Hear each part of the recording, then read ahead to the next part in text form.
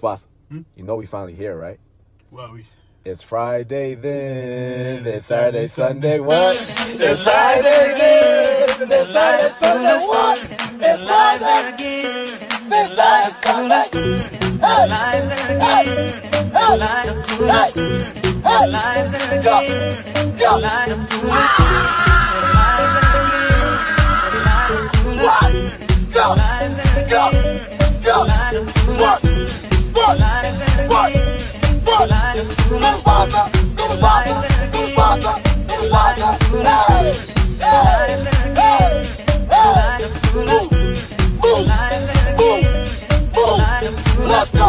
let's go, what, hey,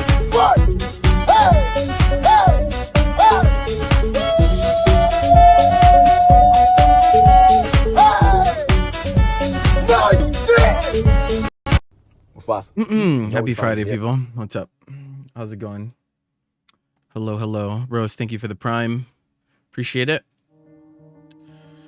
Yeah, we got a lot of Grand Blue stuff this weekend, guys. A lot of stuff. A lot of stuff going on. Thank you for the follow. Oh, Graham, thank you, bro. Appreciate you.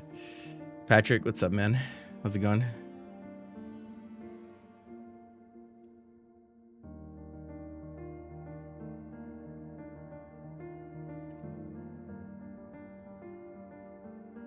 Yes. Rose, before we jump in, choose your sub benefit. Exclamation point wheel.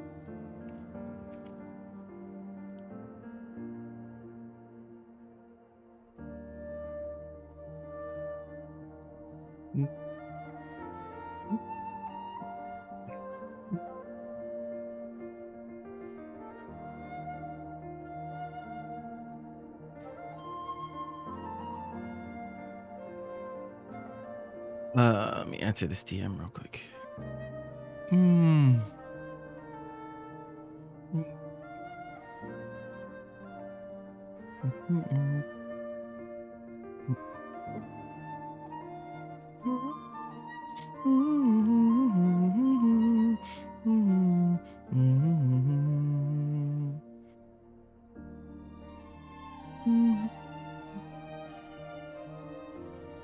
Okay, Rose, it seems to have fucked off. Do not know where they went, but whatever. It'd be like that sometimes. Let me get rid of this just looks bad on YouTube. Okay, ladies and gentlemen, hello and welcome. Happy New Year. If you're tuning in over on YouTube, we're gonna be doing a little VOD analysis session. I have 3 VODs in the queue. For those who are not familiar with these sessions, if you are subbed to my channel on Twitch, you can submit 1 VOD for review per week.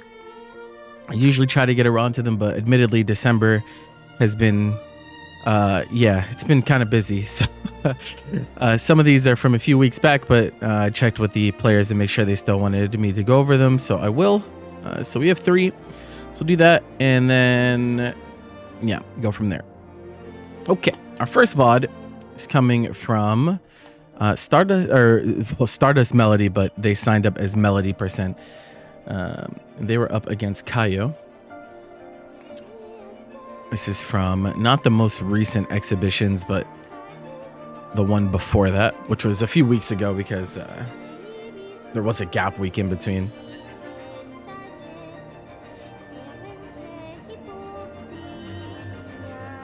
It was a few gap weeks actually. I was just running everything. Too many extra events on Saturdays. What is up?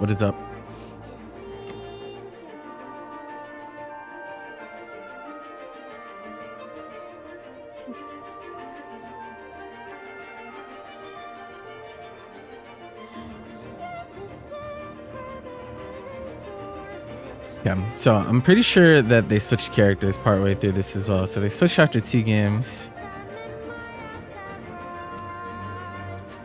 We'll trying to think. Maybe we'll do like 2 and 3 or something like that.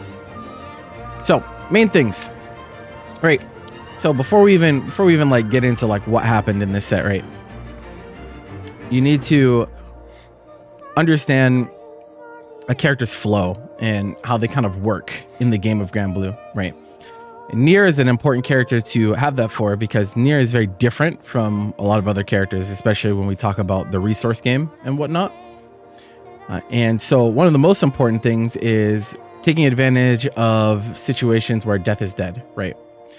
It is the most pronounced part during the set that you're going to just be in strict advantage, because this character is extremely limited whenever death is not up. And so when death is down, you want to make sure you're trying to push that advantage. You do want to be careful about like overextending, right? You don't want to just like mindlessly run in just because death is down, but this character is very limited in what she can do, and it severely changes the risk reward. For example, like if death is not up, right? And you do like a high risk option, like DPing, let's say, the punish for you on that DP is going to be very weak, because the most that she can get on a punish is close H triple attack into 5U. She can't go into any specials. This character doesn't have specials whenever death is down, right? And so that can kind of affect like how you choose your options or what risks you want to take, and what, because the reward for her is going to be very low if death is not down. When death is up, on the other hand, the reward is extremely high. So you want to be very careful about choosing those options, because Nier is a very high damage character. She will kill you off of those openings. So you want to be very, very, very careful. Another thing, big thing, first situation of the game, right? This is going to be like the main, this is like the main situation of the game, right? When you're fighting Nier, like this is like the main situation you're going to get put into. You're going to have to make a decision, right? So understanding what can happen here. So Ominous Turn comes out and you block it, right? You can press a button, right? You can press a button which will hit her doing a Gatling that's not Misfortune, right? And in that case, death would die. If you're too close to Nier, sometimes she can 6XL punish you for killing death. But honestly, most of the time that trade-off is still in your favor, especially when you have so much life. Where it gets really ugly is when they do Ominous Turn into Misfortune, right? Which is a frame trap. So if you try to smack death post Ominous Turn and she does Misfortune, you get hit and you can get full comboed from it. So if you don't want to take that risk and play that RPS game of is she going to do the follow-up or not, the safest thing that you can do in this situation is just Brave Counter. If you Brave Counter death, it will just kill it. It doesn't matter if she does Misfortune. It doesn't matter if she doesn't do Misfortune. Brave Counter will just kill death. And then you get to play against Deathless Nier for a bit, right?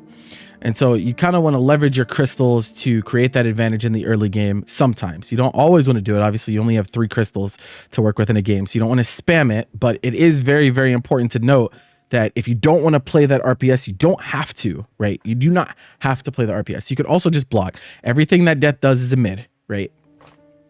You can't really be mixed by death. There's no command grab. There's no high-low. All of that has to come from Nier herself, right? She has to be on top of you and hit you low. She has to hit you overhead. She has to hit you cross up with like 6XM. She cannot, like death cannot mix you on their own. It's chip though. It does do a lot of chip, which, you know, sometimes you're gonna have to Brave Counter death just to avoid chip, which we'll get into later. But so like here where you did spot dodge, right? You did Ominous Turn spot dodge, right? Spot dodge doesn't really do much for you, right? Because if she does Ominous Turn Fatal Waltz, you get hit. If she does Ominous Turn Death Reverse, yeah, you spot dodge, but Nier is now actionable, so she's gonna be plus. And you still have to deal with death on the screen. So if you're gonna take this risk, hit far L, right? You hit far L so you kill death, and then you don't even have to worry about the follow up, right? Okay, moving on. Thank you for the 20 stream streak. Appreciate it.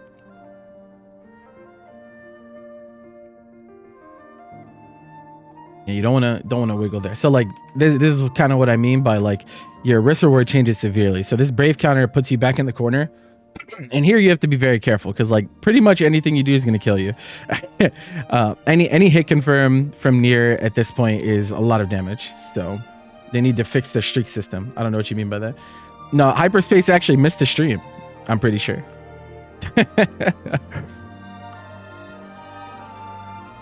So I do not know what you mean by that.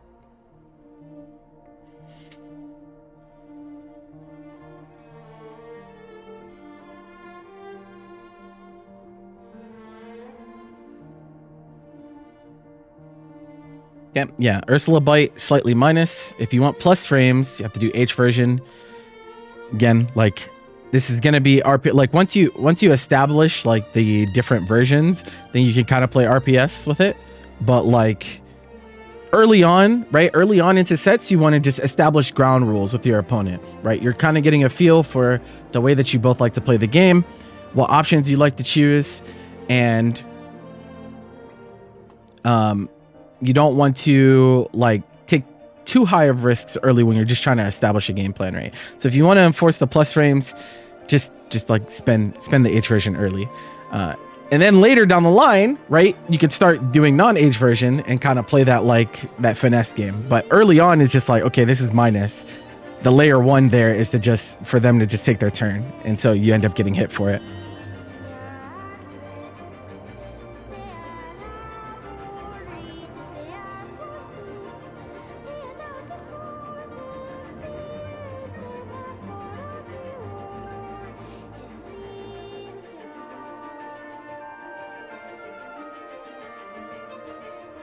Whoops. YouTube video player. Kind of hung on me there.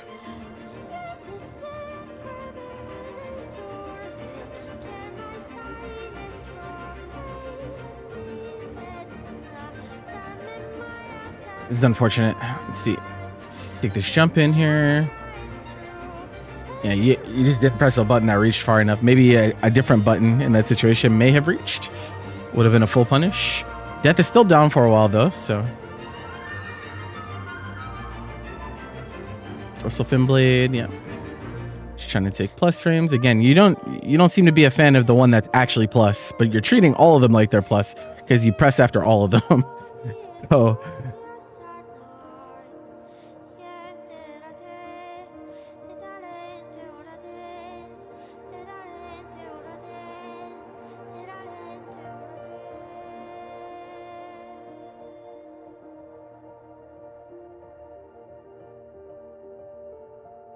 perish.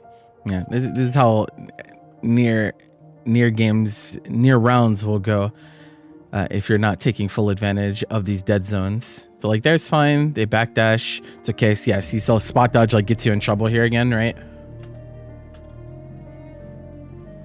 Like death reverse even hits you here, right? You're better off swinging at it, or again, like I said, just brave countering.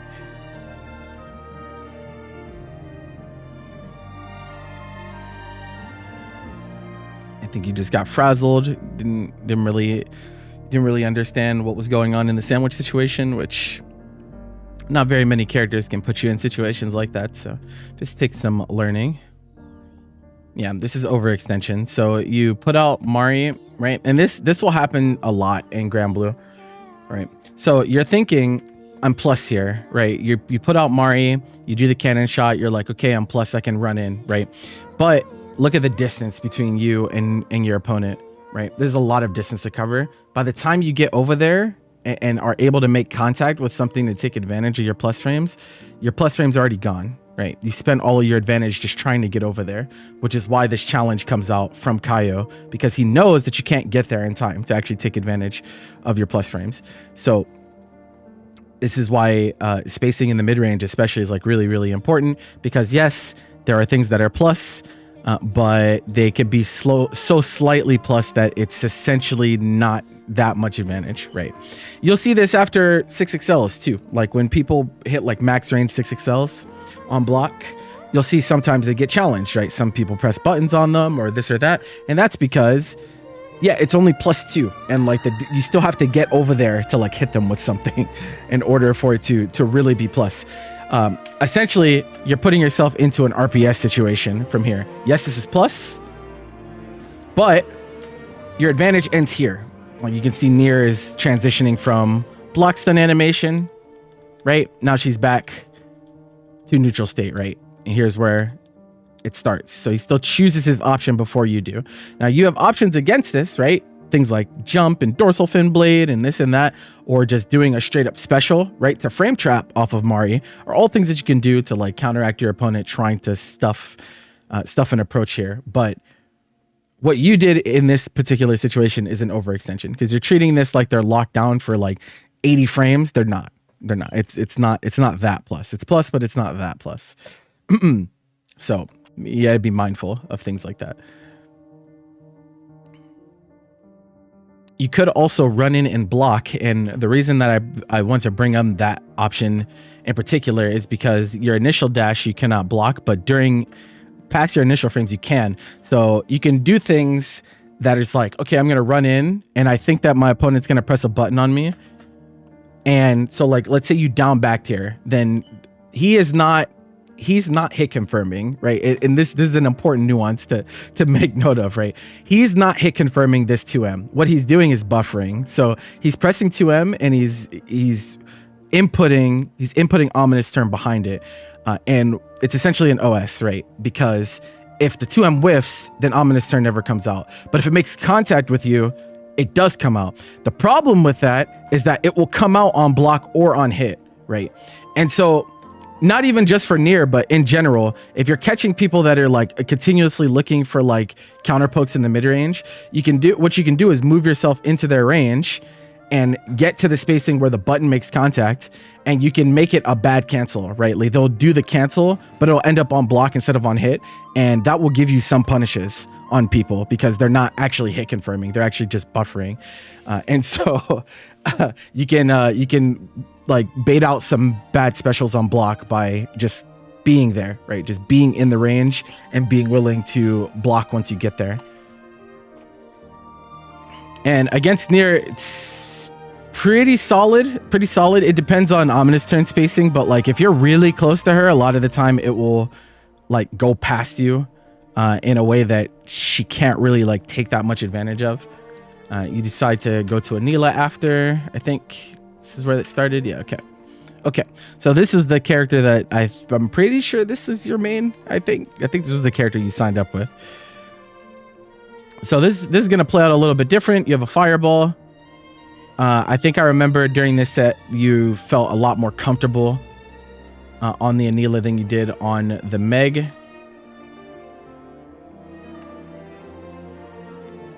Okay, we decided to walk back, sweep whiffs. You kind of want to be, it's unfortunate because you were already committed to walking back so far, but you don't need to walk back this far, right? You don't got to walk back this far. You kind of want to walk back far enough to be out of the range of their furthest normal, right? Which in this case, she picks sweep, and you're out of range of sweep. You could get a turn here, right? You could just get a turn with 6XL. Nier doesn't have reversal outside of you misfortune. She needs 50 meter for it, right? So 6XLing in after the sweep whiffs just gives you a turn, right? Kind of hesitated there. Try to steal a turn there. Hard to steal turns against Nier 2M. It's just a really, really, really good button. Really fast, good range. Trying to RPS with her in that range, it's going to be hard to get away with it, right?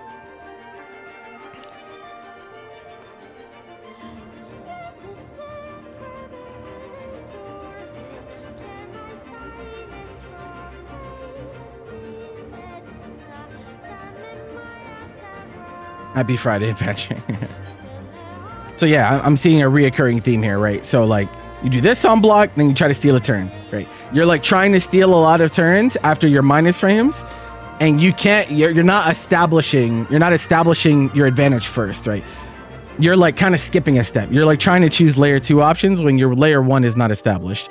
Layer 1 being your game plan, right? The fundamental building blocks of what you want to be doing when you go into a game. Layer 1 is, hey, I'm plus, so that means you don't press a button because I'm plus. You're doing, oh, I'm minus, but I'm slightly minus, so I'm going to try to steal a turn. That's layer 2, right? You can only go to layer 2 once you've established layer 1 with your opponent, right? Otherwise, you're just making yourself minus, and they're just going to press because you're minus, right? They're just taking their turn. There's no thought process there. It's like, oh, they're minus, I'm just going to take my turn, right? There's no back and forth there. Kind of jumping the gun on that. No, bro, I'd like never see that button from Anila. That's so funny.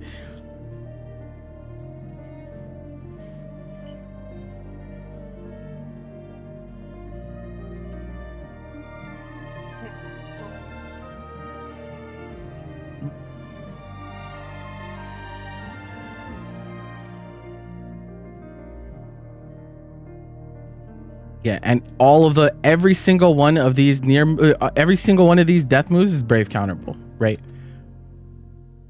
It might feel awkward to you because you're not brave countering the character itself, but that's the unique thing about Nier, is that resource used in this manner is good. Whereas, like, for example, you wouldn't want to brave counter someone's fireball, right? Like, that would be just not a great thing to do, right? So it's gonna feel awkward to get used to it, but it is something that's actually quite good.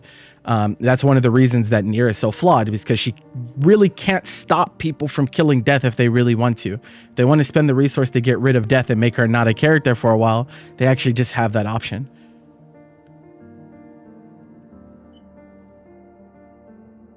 Okay, safe jump. Go for grab. It's fine. I like your spacing right now. Okay. Yeah, just a little bit. So you're trying to like get your opponent to open up, which is fine, right? I like the range that you're applying here. You just left a little bit too big of a gap. Sometimes like when you're running pressure, you're also just going to be wrong, right? I think the type of pressure that you were running there was fine generally. You do want to be mindful of how your opponent plays defense, right? So like when they choose to press, if they're a throw techer, do they like to jump? Those types of things. Do they press defensive buttons a lot? Like how do they like to play defense? And that will open up a lot of avenues for you to get those openings and those staggers. You have to stay lucid, like while you're actually running offense. And unfortunately, that's like part of the game that many struggle with. So they kind of turn their brain off. They kind of turn their brains off when they run offense, and so they fall into the trap of like kind of doing the same thing over and over again, even though it's not working. Right? You have to stay just as active and mobile on offense as you do on defense. So here, you died with 3 crystals, right? And I'm not one that will tell you like, hey, if you died with 3 crystals, that means you're playing the game wrong. Sometimes there just aren't situations to brave counter, right? Sometimes in Grand Blue there just aren't. But we saw this round, there were plenty of situations you had where you could have spent that crystal to create actual advantage for yourself. And so you want to make sure you're using the mechanic. I think that we'll take a leap here, right? There are many players that don't use Brave Counter because Brave Counter is so strong. And when I say that, some of you might be thinking, well, that doesn't make any fucking sense. Why would they do that? It's because of the rhetoric of the game, so to speak, right? Everyone talks about Brave Counter. Everybody knows how strong it is. And so there are many players that go out of their way to try to not use the mechanic as much because they fear it will become a crutch for them, right? They feel they will over rely on the mechanic. And so the response to that is to not use it at all, which is just as bad, right? It doesn't seem like it's just as bad, but it's just as bad, especially whenever the mechanic is so impactful in the game that you're playing. So yes, you don't want to over rely on Brave Counter and Brave Counter absolutely everything that touches your block. That's also bad, but you also don't want to not use it at all. There are good Brave Counters and there are bad Brave Counters. You want to use the mechanic and then kind of get a feel for like what is a good one and what is a bad one. Use more of the good and use less of the bad. But to not use it at all is arguably worse than over Brave Countering, right? I would argue that not using it at all is worse than someone that just like presses it every single time they block anything, right? Because of how strong the mechanic is. It is that relevant that you're playing without this mechanic makes you you're at severe disadvantage, right? So don't do that. Like don't fool yourself into thinking like, oh, this mechanic is really strong, so like I'm just not gonna use it. It just doesn't work. At all levels of the game, this mechanic is relevant, right? You can't get away with not using it. Okay, take a trade. This is good. Good spacing. Again, right, that same situation. You're giving them free plus frames. Like he's done Ominous Turn Death Reverse like every time because he knows that you're spot dodging instead of pressing a button to kill Death or Brave Countering to kill Death, right? So this is just a lot of plus frames for him. It pulls you in close. You get counter hit trying to press afterwards where you could have pressed in between to kill it. Things like that, right?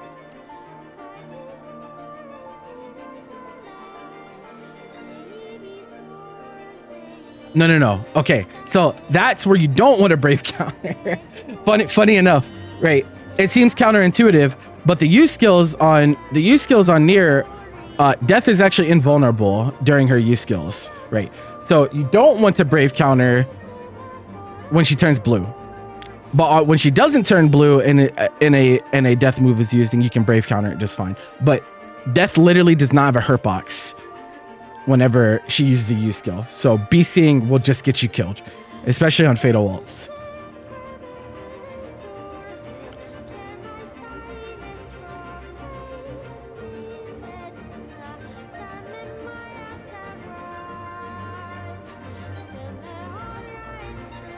Chip becoming a factor. You also don't. I don't think you've DP'd yet either.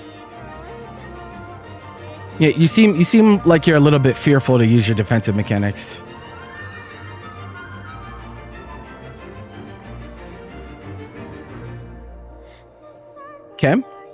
Okay, that was good. See, like this is a good one. Guaranteed BC on 6XL, right? We talk about good BCs. 6XL is a good move to BC because they can't block, right? When they 6XL you. Caveat to that, well, there are some setups in the game that can give you a 6XL that is spaced enough to be outside of range of Brave Counter. But the nuance with that is that if they're in that range, it's also hard for them to take advantage of their plus frames, right? Because like I said before, it's only +2. So if they're that far away from you, it's going to be hard for them to like frame trap you because their advantage is going to be gone by the time they get over there. But this is a good one. Point blank 6XL, you Brave Counter. Now Death is down for a while. You can even take a meaty here. You don't have to be scared, right? And so this is important. What happens after you spend the resource? Right. Brave Counter happens. Death is dead. Meaning, even if she has 50 meter, she cannot DP. She can't. You can only miss Fortune when Death is up, right? Death is not up whenever you Brave Counter like this. So, free meaty. She can't stop you, right? She can't stop you from dashing forward and 6XLing. There's nothing they can do. Like it's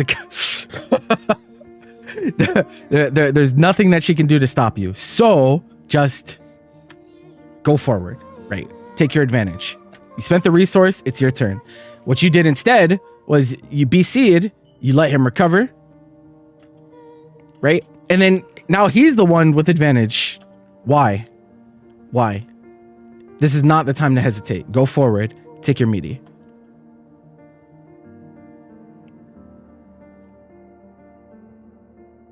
This is punishable. Yeah, you don't want to let that rip. You just hit confirm.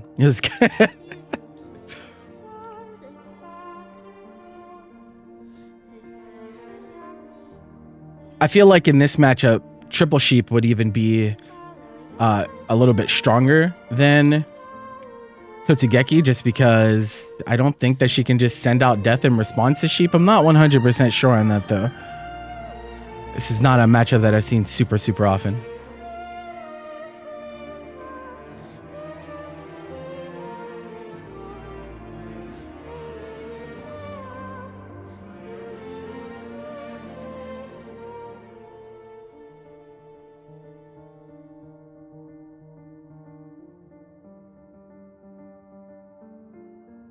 Again, same thing, right?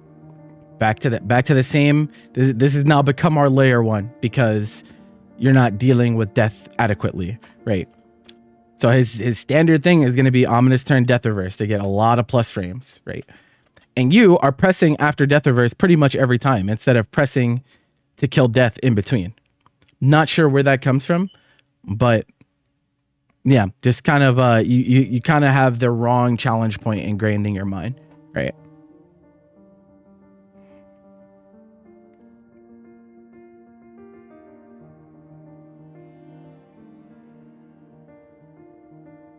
Yeah, I kind of wanted to see you kill him for this jump, but because like the only thing that Nier can do post jump is she has Death, she can JU, right? Which is kind of a stall, and it also puts Death out. Can be a little bit weird, but Needless 2H is pretty good, and also Death is down. So this jump is actually just really bad from him. You didn't commit to anything. You just walked back against it. You gotta kill him for this. He's like, if you already committed to an action, I'd be like, you know what? Okay, fine. But you weren't. You had plenty of time. 3 jumps. 3 jumps without death. Yeah, definitely can't let them get away with that. Even if you're afraid that like you're not going to 2H in time, you could also like go for air throw and stuff like that. Nier's jump buttons are not really much to speak of. So yeah, that's also an option.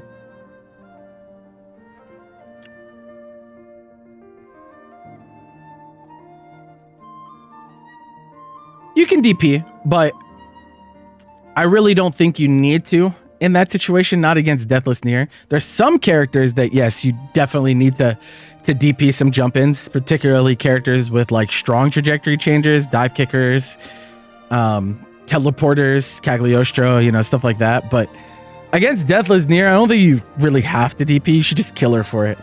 But yeah, no, it is an option. It is a... More options is always good. Nice. Okay. Where are we going to go with this? I think you could have spent another, right? Guess you didn't want to, but it's okay. You're still very plus here. But you chose your action after 1 button. This button is minus, so he challenges.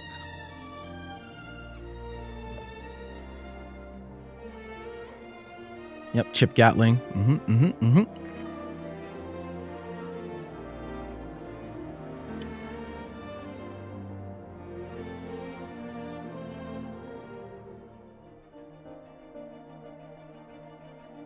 Okay, we're chilling. This is good.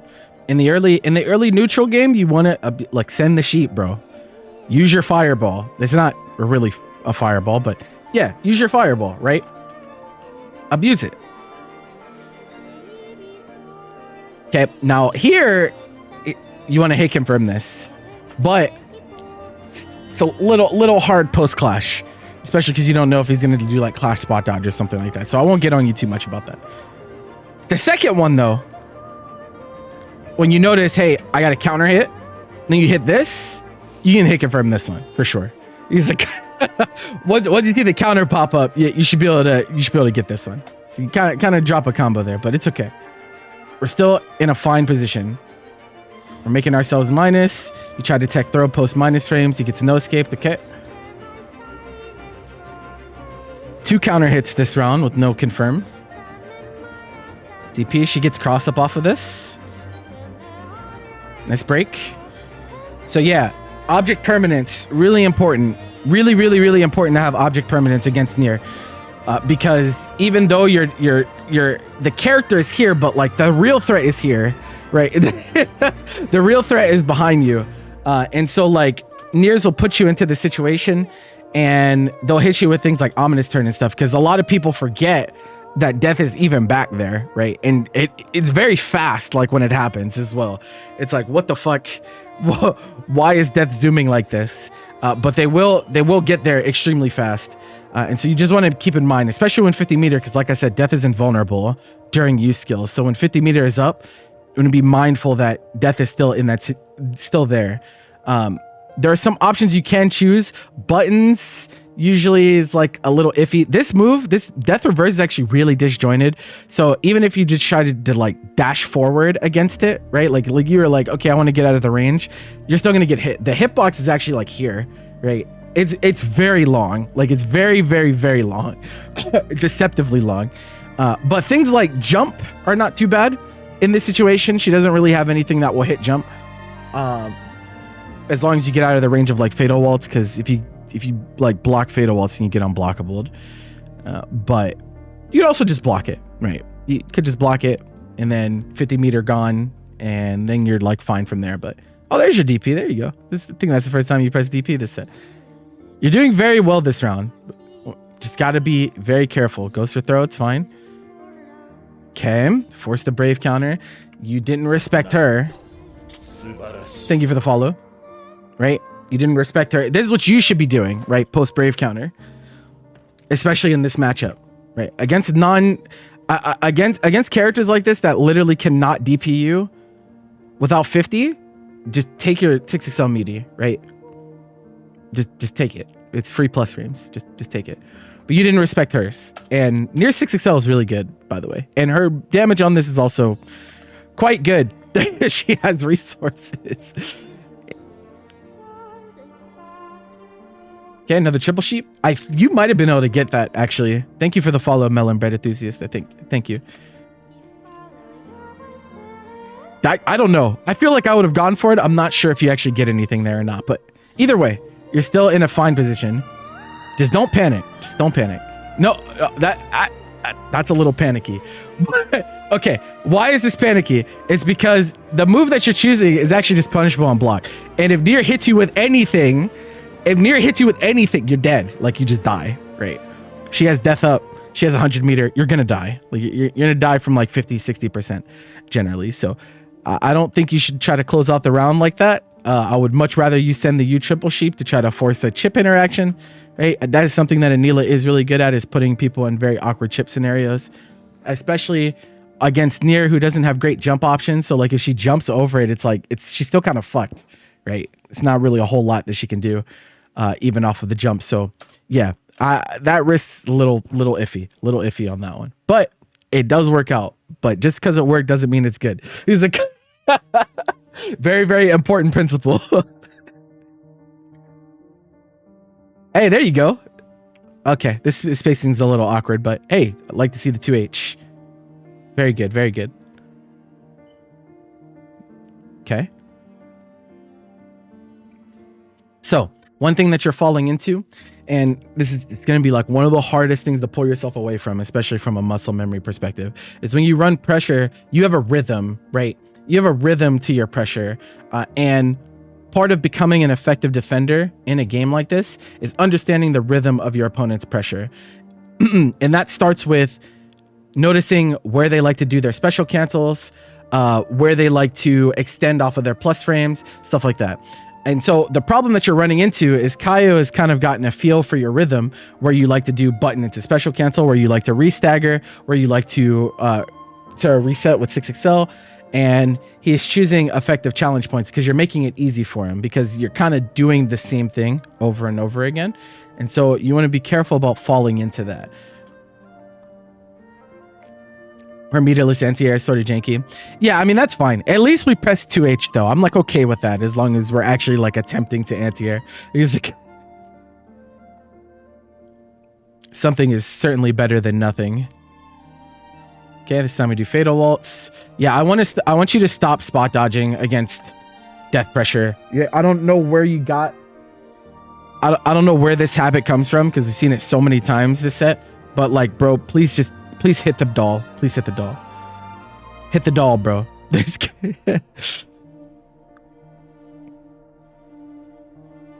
Okay, this is plus. I don't know why he 2H, and I don't know why you hesitated. Maybe you're just that scared of misfortune, but you get a punish afterwards, though. At least that's good. I don't know what Kaio was doing there. Okay, that's plus.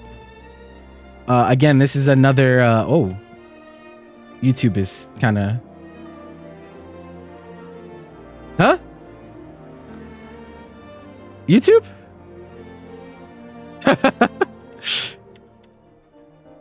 Oh, is this... Did the game freak out during this? Oh, it must have. It must have.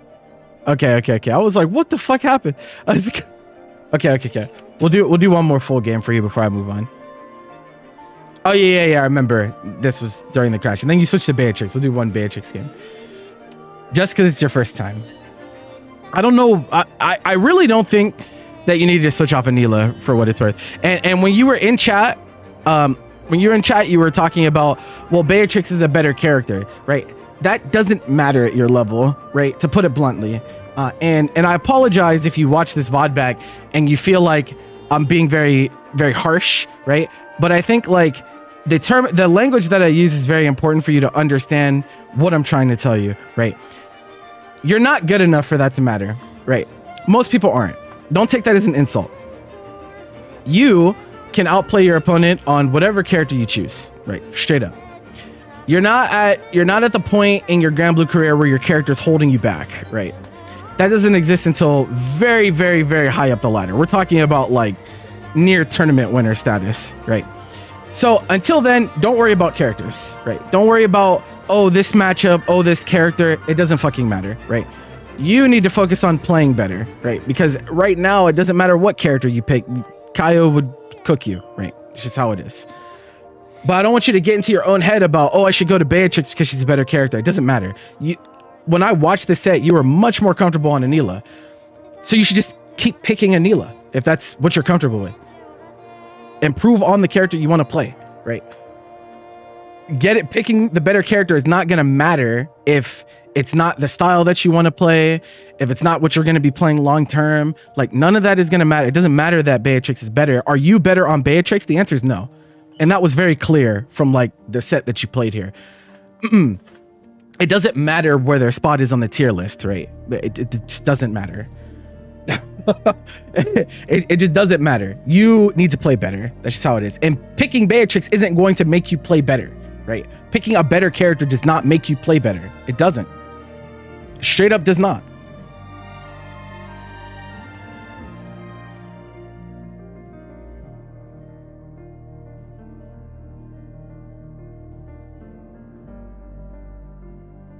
Oh my God. We let it rip. Low profile. Okay. You do a lot of you do a lot of 2L tick grab, which is dangerous because the gap is kind of big, right? Because you're like 2L is minus. If people notice that it's minus, they're going to be pressing anyway. So yeah, gotta be mindful of that. A little bit too preemptive on that one. Got to confirm your block stun. You tried Honore, love it so far. There you go. Yeah, he's not a super common character, but there are some out there. I definitely look for some VODs. Ooh, it was like right on the edge. So the issue with Beatrix, right, is that one of the tools that you want to be using in neutral, riding free. Nier is actually very good at stuffing because she has pretty strong lows. So trying to low profile her in the mid range is kind of hard. Like it's kind of hard to get away with that. That's why you see him sticking out this 2M all the time, right? Because it's like, okay, well, if you're riding free, you're just gonna get hit.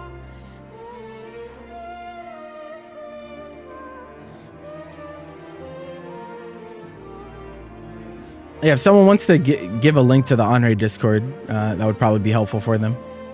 Feel free. We're just eating jump-ins. Okay. Yep, brave countering a safe jump. Generally, this is something that Grand Blue players do that I fucking hate. Is so common. People do this a lot. I think it's so bad. But people do it a shit ton.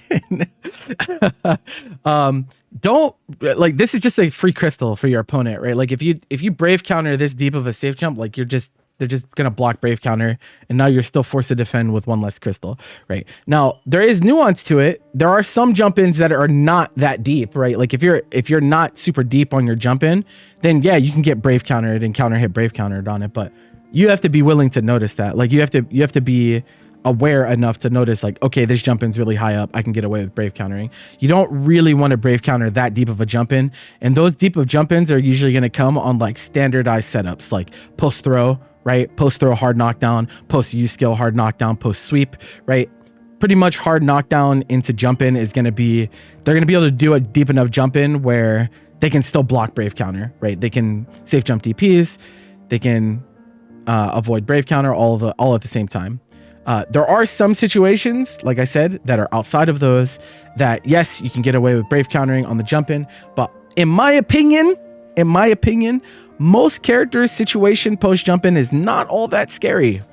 So the hard part's over. You blocked the jump in, right? You didn't get like empty jump load. So do you really need to brave counter? That's what you need to ask yourself.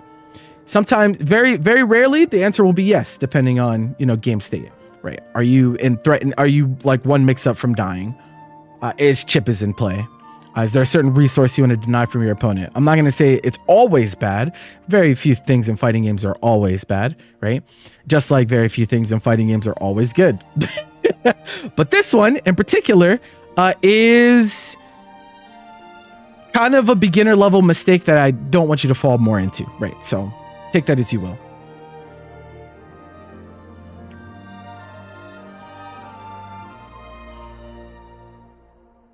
So I've given you a few things to work on, right? Again, mental is everything when it comes to fighting games, right?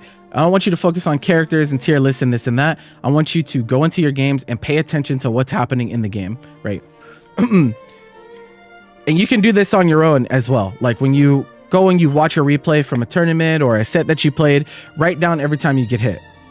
Start identifying patterns. Where are you what moves are you struggling with? What situations are you struggling with? Are you getting mashed on a lot in your pressure? Are you getting jumped in a lot? Are people pressing neutral skips against you? What is giving you the main pain point, right? You want to identify those, and then you can start making adjustments to the way that you play to answer those things bit by bit. I do the tally method, right?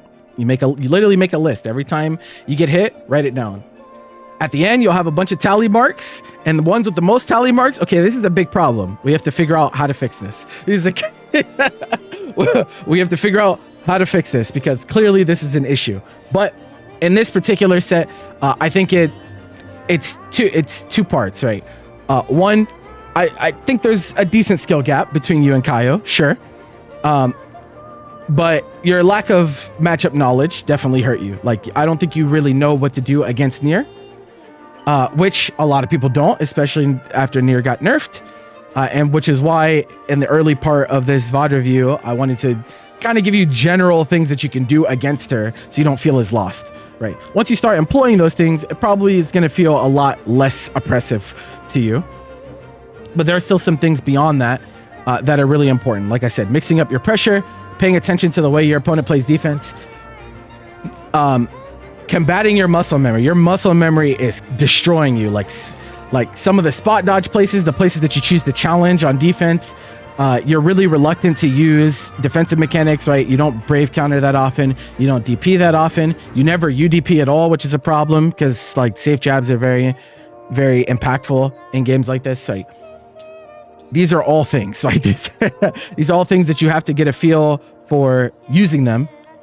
You can't identify like where the good and bad situations are unless you actually use the tool, right? If you don't use the tool, how can you know when to? You won't. You just straight up won't. You're just gonna be taking a shot in the dark. But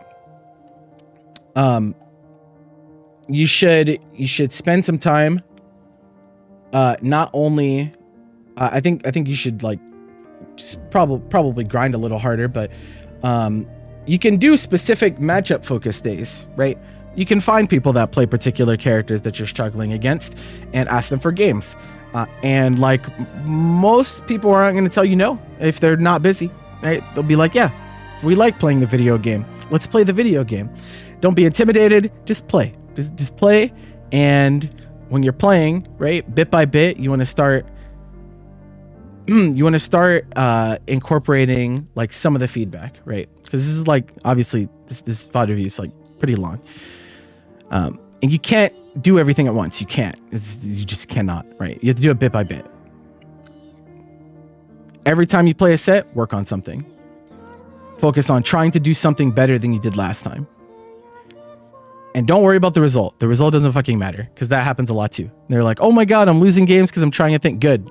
I'm glad that you're losing games trying to be better. That's good. That's a good thing. It's okay.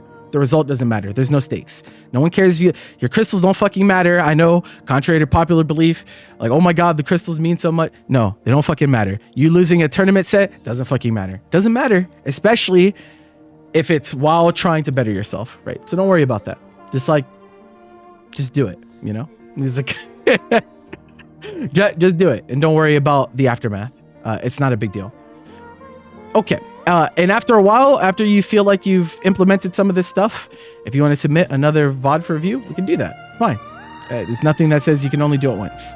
Okay. I think Puppers was in the same VOD too. Yours is first, right? Oh yeah, this set was kind of long, wasn't it? Yeah. Let's go from 3-3. Actually, 3-4 is probably fine.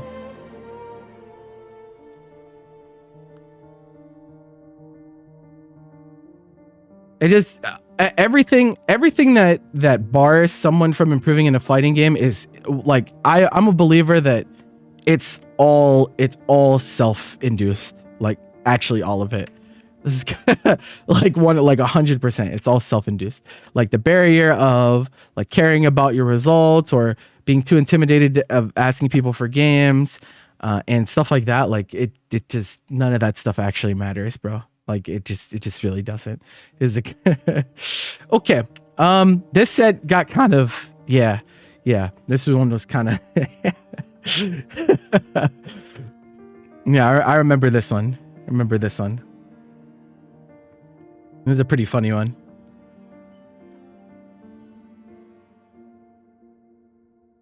He's pressing. Why is he pressing there? Crazy. Okay. Counter poke. All right. Brave counters are interesting. Yeah, so while shield is out, you can't roll him. But you can roll him like so. The thing about Vayne is so weird, bro.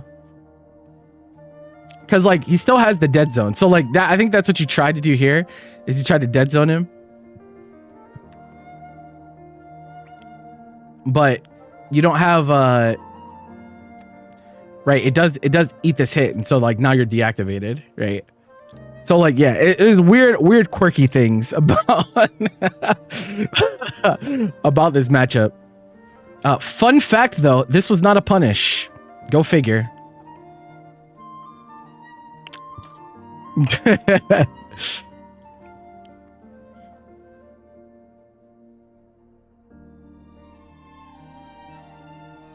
I don't mind that attempt. It's fine. So Vayne, the main thing about Vayne is like he's gonna outrange you severely. You have to be willing to like when these energy destructions and stuff comes out, like you have to be willing to spot dodge. You have to be willing to walk him down, right? Because the thing is, he only has so much space, right? He only has so much space to work with. And like shield is pretty slow, and the problem with Vayne also is that he nukes you on anti-air, and so like if you're autopiloting and you decide like, hey, I'm gonna YOLO a jump, 60%. Like just don't. I'm not gonna say don't jump against Vayne, but you have to pick your spots way more than in other matchups because the reward for him is so high. So you just don't want to let them rip in the way that you might in some other matchups. That sucks. that sucks. Oh man. So Aki is the player is very preemptive, especially when he likes to RPS a lot with like spot dodge and roll. We'll see if you sniff that out eventually. Whoop. Okay. This brave counter was apparently left to the void. Okay.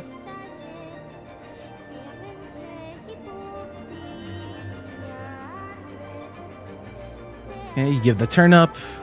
Yep. That's going to happen a lot, right? This exact situation is what he's looking for. Because in the mid-range, he outranges you. Like he will just outrange you in like every situation. So these situations where he's slightly minus but pushing you back, it's like hard for you to get a turn, right?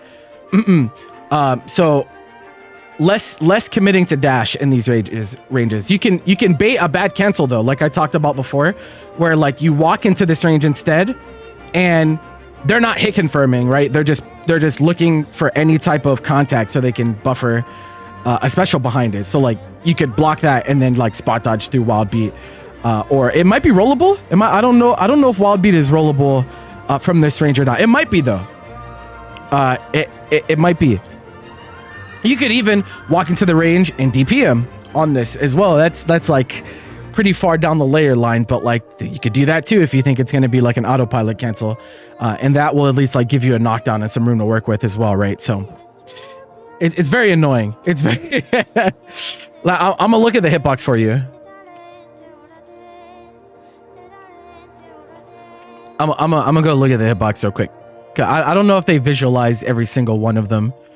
I would assume that if you're close enough to him, you probably can. But if you're far enough away, it looks like the hitbox kind of fans out a little bit more.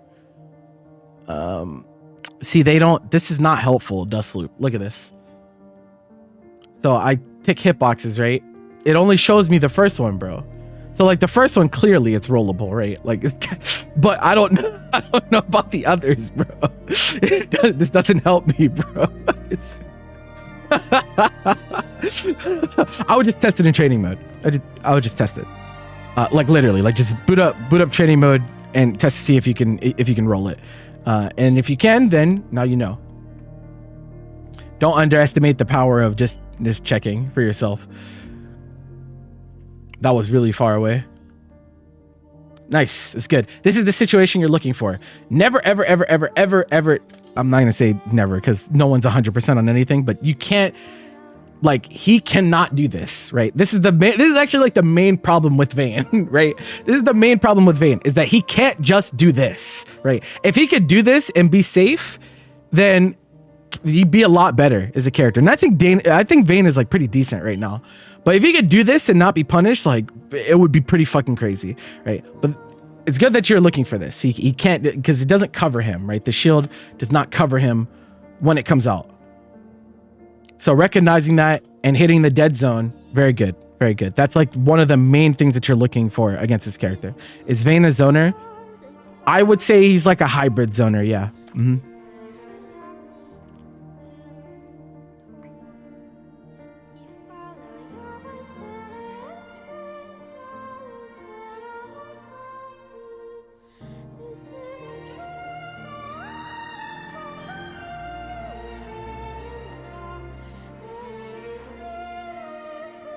Yep. Yep. Backdash. Ye old backdash. Yeah. When it's spaced like this, it's hard. It's hard to get a turn. You pretty much only get a turn if he like stands there and like presses a really slow button. It's unfortunate, but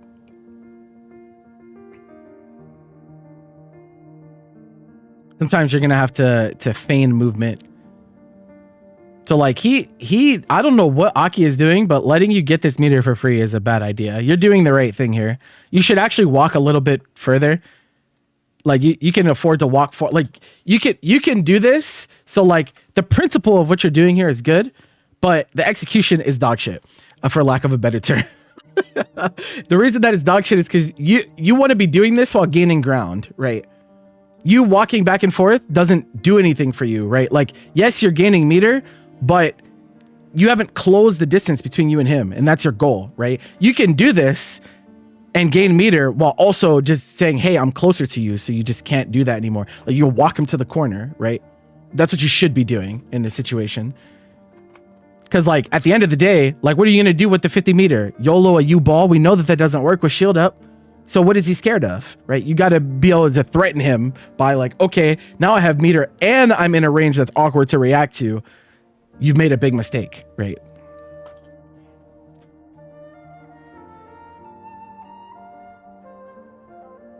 This is so fucking stupid, bro. Also, you're taking chip. So it's even worse, bro. It's even worse. You're doing all this posturing and we're not avoiding the chip, bro. Why? He's like,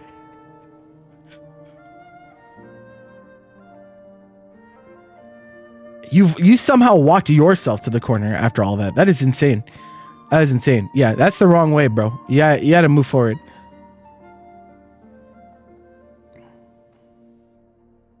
Like that is not a round that you have any business losing.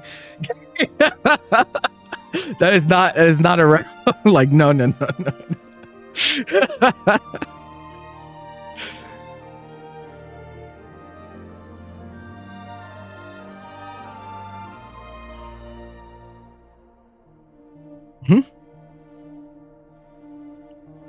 All right, we're chilling now.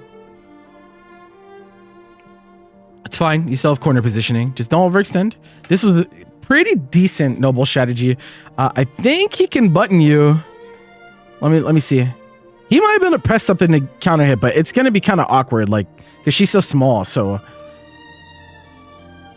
this is not bad. This is not bad. It's like actually really awkward for him to hit you here. I think. I don't know. Like, he shouldn't have jumped back in the corner anyway, but.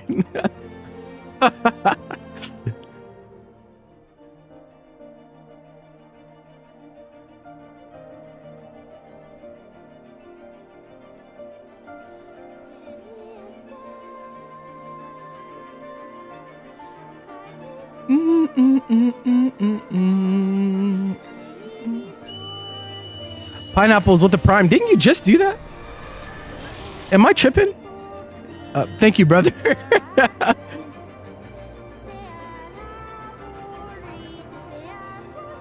Yeah, it's not, it doesn't capture. So like you're thinking that the 5U will capture from that far. It doesn't.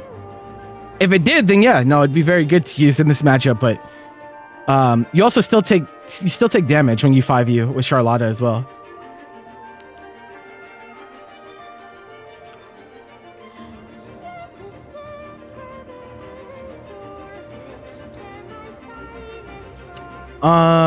Okay. This is kind of fortunate for you, actually, that he accidentally, you can definitely roll it. There you go. You can roll Wild Beat. Changes everything.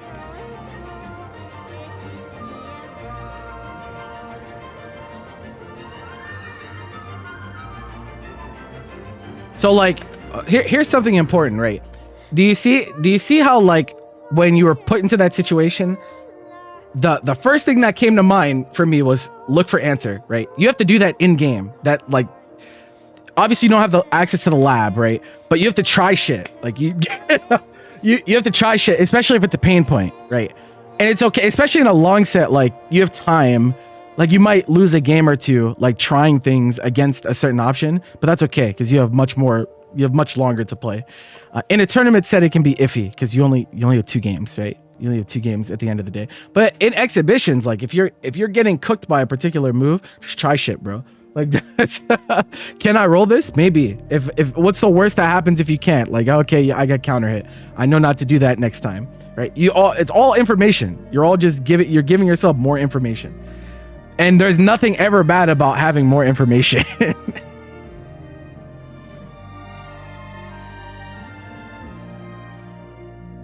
You'd be surprised. Like roll in particular is like a tool that like I think people don't wrap their intuitions around it as much as they should, because there's a lot of stuff in this game that's rollable that you would not think is rollable. Like a lot of stuff. Like it's just very awkward. It's very awkward how much stuff is like actually rollable, and people just never try, right? Last time I did a VOD review, someone was fighting against Zoe and they were having trouble with U-Dragon. And I was like, did you know that you can roll it? And they're like, there's no way you can fucking roll it. It's a big ass dragon on the screen. No, you actually just can. It's stuff like that, bro. It's weird. It seems odd because counterintuitive, right? Because it's a big ass dragon. But no, you actually can. Yeah, you can do that.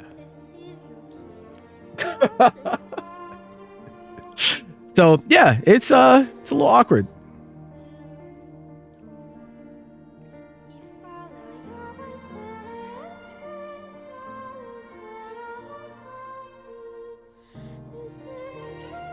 Oh nah. What? Okay.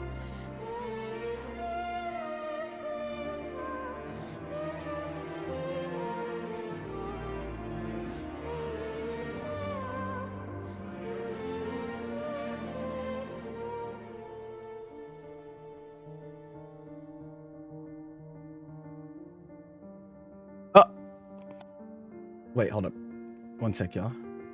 I'm getting DM'd. Make it stop, bro. I don't deserve this. What do you want? What do you want from me?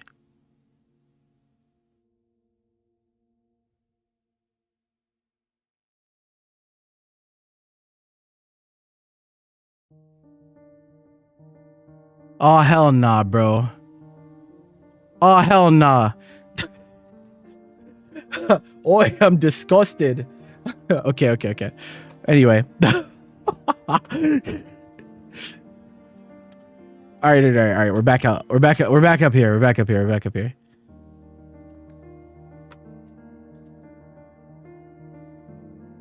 I don't know why this is causing problems for me today, but what can you really do?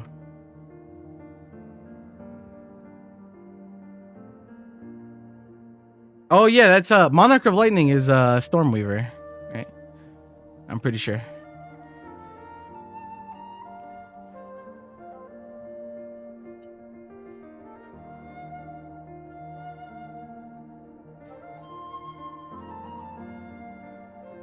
Man, this set was really funny, huh?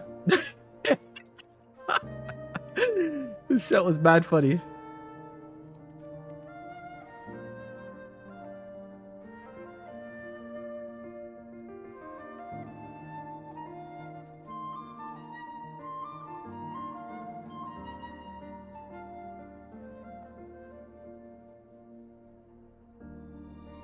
Okay. Yep. Get a hard knockdown. Oh, noble strategy grab. This is like when Pupper passes away at 200 years old, we're gonna write died to doing noble strategy grab and getting anti-aired, bro. I'm gonna write it on your tombstone.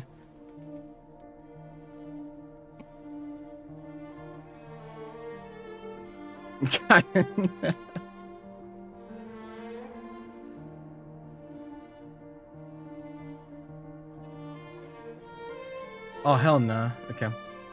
Yeah, so here's another thing, right? Your movement in this type of match actually matters a lot too. So like when you do commit to dash, you can still spot dodge. So you kind of want to get in the habit of looking at your opponent's character instead of your own, so that if you do decide to like start an approach, you could still respond to those things even if they do come out, right? Because obviously you can't block, you can't stop and block if your dash starts up, but you can still spot dodge. And like dash spot dodge is like definitely something you can represent in a matchup like this to close the distance. Oh hell no.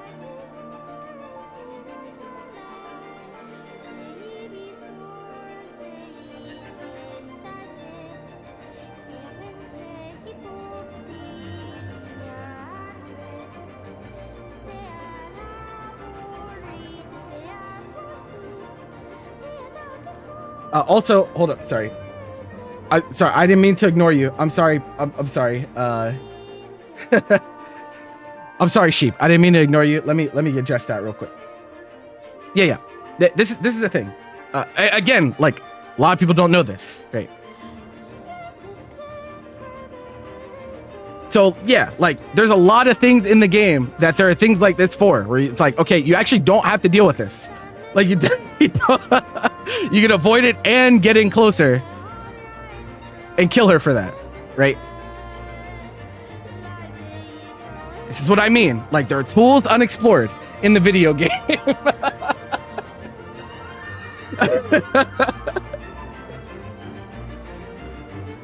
Okay, back to this.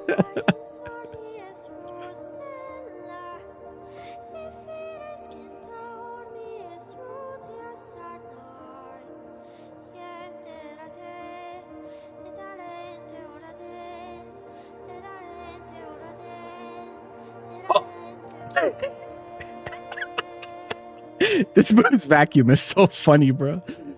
Oh my god.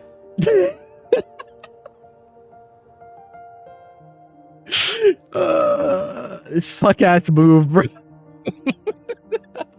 Oh yeah, he swapped it. Oh no. Wait, did he swap this set? Or did he play all Vayne? Did he play Jita this set at all? I can't remember.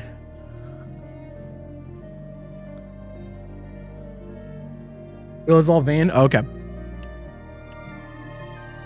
He's a swapper. He be swapping characters, bro.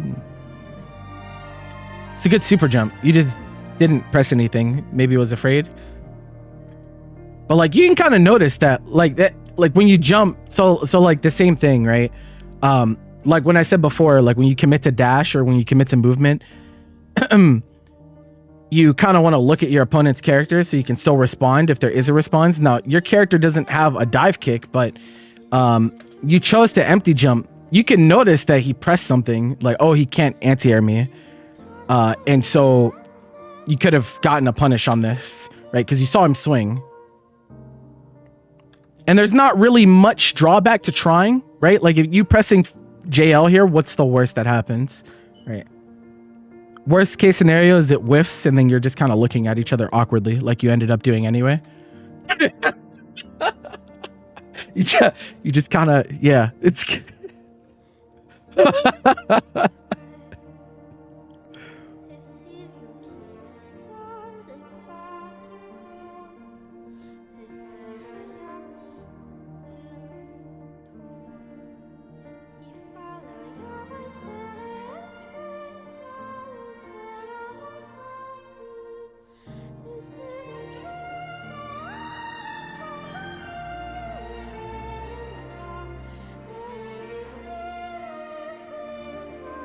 Unhand me. I'm actually surprised he didn't use 5U more, because I actually think 5U is pretty good in this matchup. But he didn't use it very much. Oh, he caught you throat teching. You are so dead. Good lord. Oh, psych, we don't want to kill people. Hello? Aki. Bro, how? What? How did he mess this up? I don't understand. How did Okay. Okay, you already know what I'm gonna say. You already know what I'm gonna say, bro. He's like, I don't even gotta say it. Oh, get his ass. Oh, that's bad. That's bad. Okay.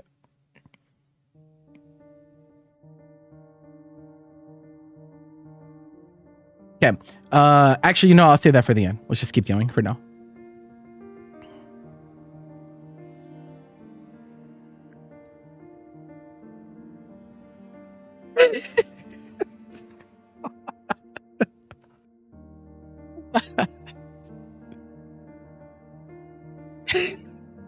Okay. I was like, bro, please.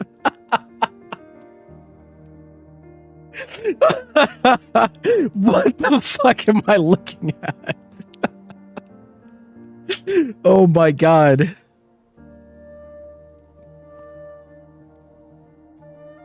Oh, this is actually pretty bad getting back thrown here. Let's see what you do. Okay, by the way, like this shield is actually really bad, right? Right, this is not a threatening shield like at all. Because like it doesn't protect Vayne. That's the thing, right? It doesn't save him from danger. It's on top of you, but like you can just go forward, right? You just like 6XL him here, and you're like fine. This is fine. Oh, okay. This is a good answer actually. Oh, you scared? It's good spacing. Oh, that was kind of fortunate. It's kind of fortunate. I think you got over far out. Oh yeah, he was too early. It's too early on far end. Yo, that round sucked, bro. What the fuck? That round was terrible. Okay, moving on.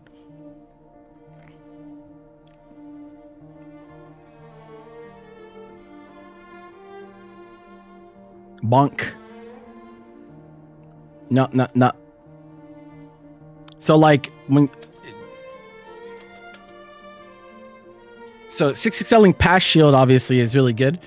But you can't always like 6XL at the same timing, because here you don't make it far enough, right? So like you're either gonna have to run a lot further to make sure you get past the shield, or here's a crazy concept, right? All right, now everyone take a deep breath. This is gonna sound insane whenever I say this, right?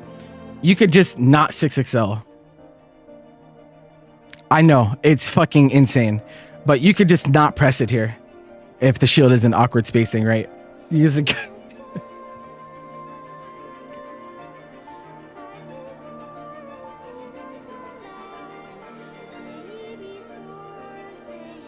Bonk.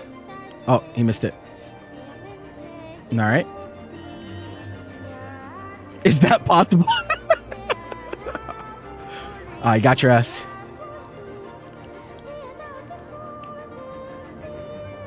What is with Aki's combo routes, bro? It feels like we're just having trouble pressing super. I don't know what's going on with that.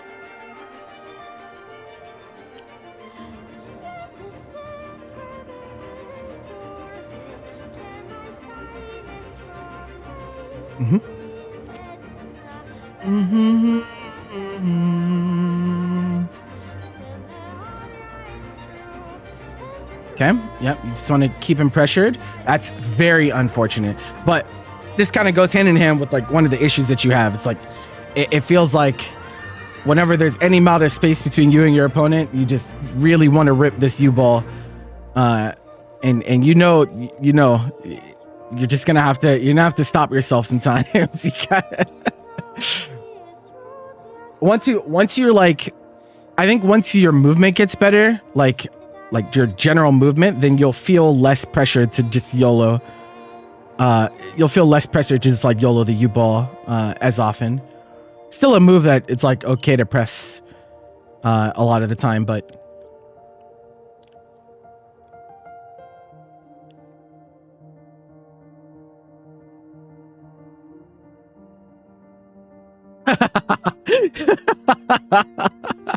okay.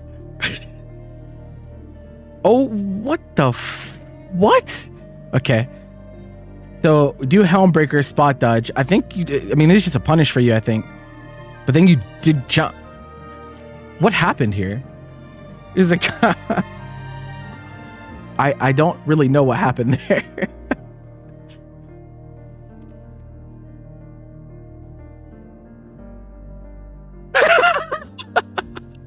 Okay, here's my advice. This is like legitimate advice because I see this happen to a lot of players. And it's very annoying. This is like one of the most annoying things in the game when you're like, okay, my opponent's spot dodging, so I'm just gonna mash a button. That way I hit them and get the punish. But sometimes they like spot dodge and they get cleanly through all the buttons that you press. Press a slower button. Right. Press a slower button. Like, first one being jab is fine, but like if it's this early, right, you could do like jab close H, and you need something with more active frames. You need something with more active frames to make sure you hit him on the end of it. So you could always press something slower there, but it is very annoying when that happens.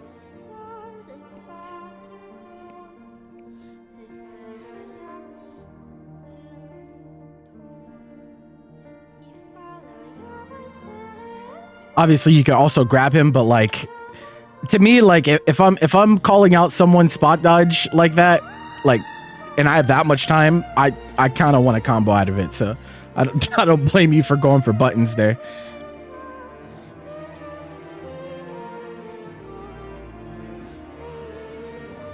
That was not meaty. Okay. Didn't bite on throw bait. Okay. Or brave counter, 0 crystals. Oof. The fuck? You noble strategy? Bruh. I mean, that's not something you really want to do here anyway, because like, if people a 6-frame punish, a close in, I'm pretty sure Vayne's close in is 6 frames. I think you just die, like, because he gets triple attack. He has SSBA. I think you would die anyway, so I don't think you. I think he kind of saved you from yourself there.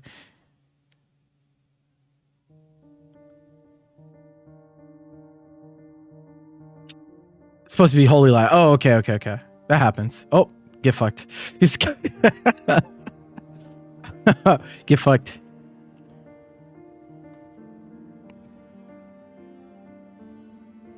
I think he could have killed you. Funny enough. Yeah, he definitely recovers in time. The only issue would be, does he turn around in time? I don't know. Maybe that's why he didn't press.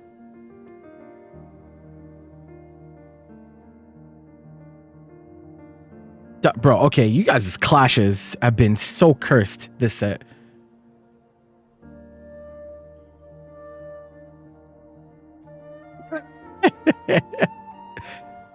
I think I remember someone saying something about this in chat when it happened. I remember laughing because like he mashed, like he didn't. Like he just pressed too early. Like he pressed his button too early. And it hit his extended hurt box. Pretty funny though. Oh, what the fuck? What? Why'd you DP? For what?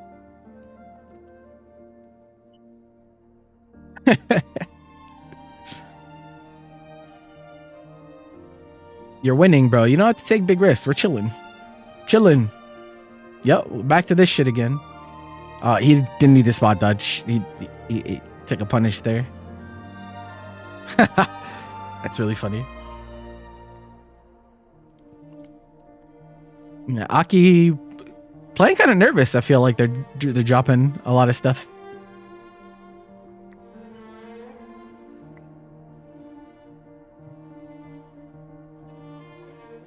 I'm sure this set was pretty nerve-wracking for both of you, though. So, oh my god, 2H Raging Strike.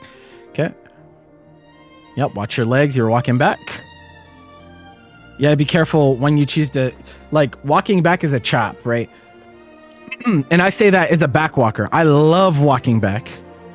Walking back is sick. But... Yeah, be careful when you're doing it in pressure. Because, like, some characters have really long lows that can punish you for it. His 2L is pretty good range.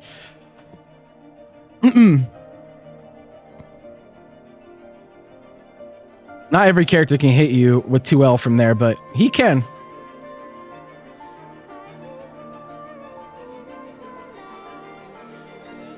He recovers. Oh my god. Wait, what? What did he press? 2Ls. But he should have recovered.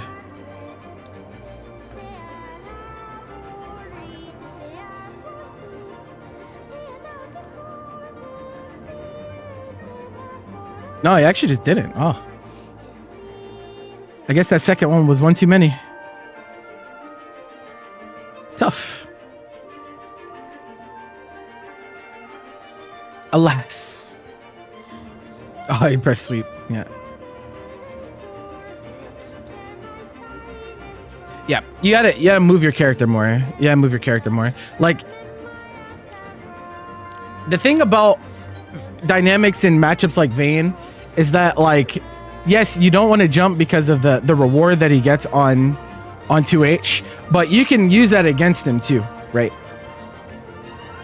For example, like in the mid range, like if you're slightly out of anti-air range, like doing empty jump to bait out an anti-air and then punishing his 2H because it whiffed is like something that you can add to your repertoire, stuff like that. You can use that risk reward dynamic against your opponent because they want to 2H you. I'm sure they do.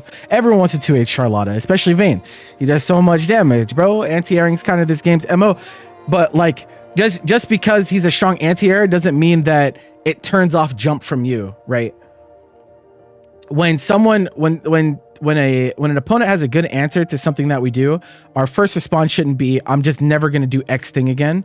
It should be, how do I do this better if there is a way? Sometimes there's not, right?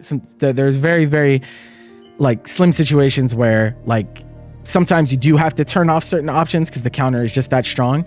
But something as general as jumping versus anti-air, it's like, yeah, I can just jump better. You can do more shallow jumps. You could do super jumps to throw off the trajectory, right? You can throw in some empty jumps in there. There's like things that you can do, right? And like Charlotta she does have to jump, right? She can't not jump. It just can't be the only thing that you do. That being said, his anti-air conversions were not super good this set. So like, I feel like if I were you, I would have let them rip a little bit more. But you know, hindsight's 2020. It's just kind of like that. The idea of like getting past shield is good, but don't tunnel vision on it, right? The thing about Vayne is that shield doesn't do any damage. It doesn't chip you unless it's you skill, right? And so like, so what if he puts up shield, bro? Like, you know, like, so what if he puts up shield? Why the fuck do I care? I don't care. I don't. What I care about is getting past these energy destructions and avoiding getting hit in the mid-range, right? Because that's where the real damage is going to come from. It's going to come from Chip on the skills. It's going to come from his... it's going to come from his button special cancels, right? The shield is like, it doesn't fucking matter. Like, I'm not going to say it doesn't matter, but like, who cares, right? Like, that's the issue with Vayne.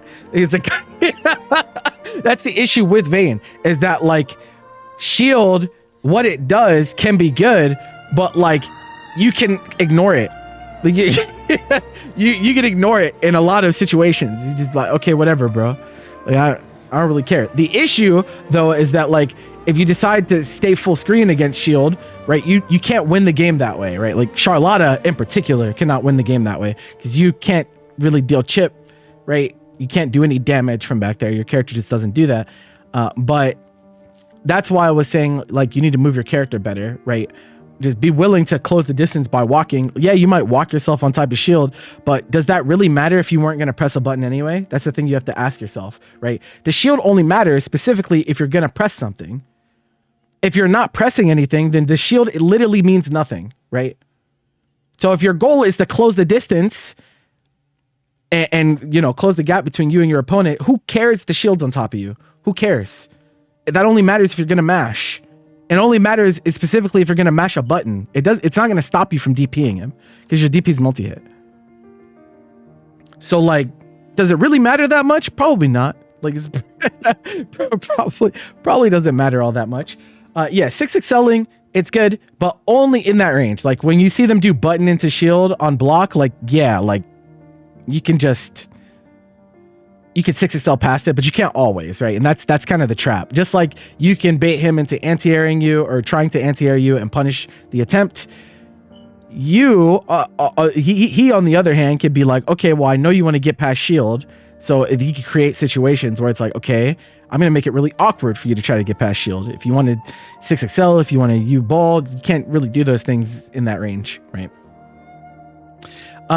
Something to consider, like testing things like noble strategy against shield instead of roll, right? I think that would be something to consider, especially in certain ranges. I don't think you really went to that much. Can be an option. Stop pressing grab so much. Jesus fuck. I really need to say much more about that.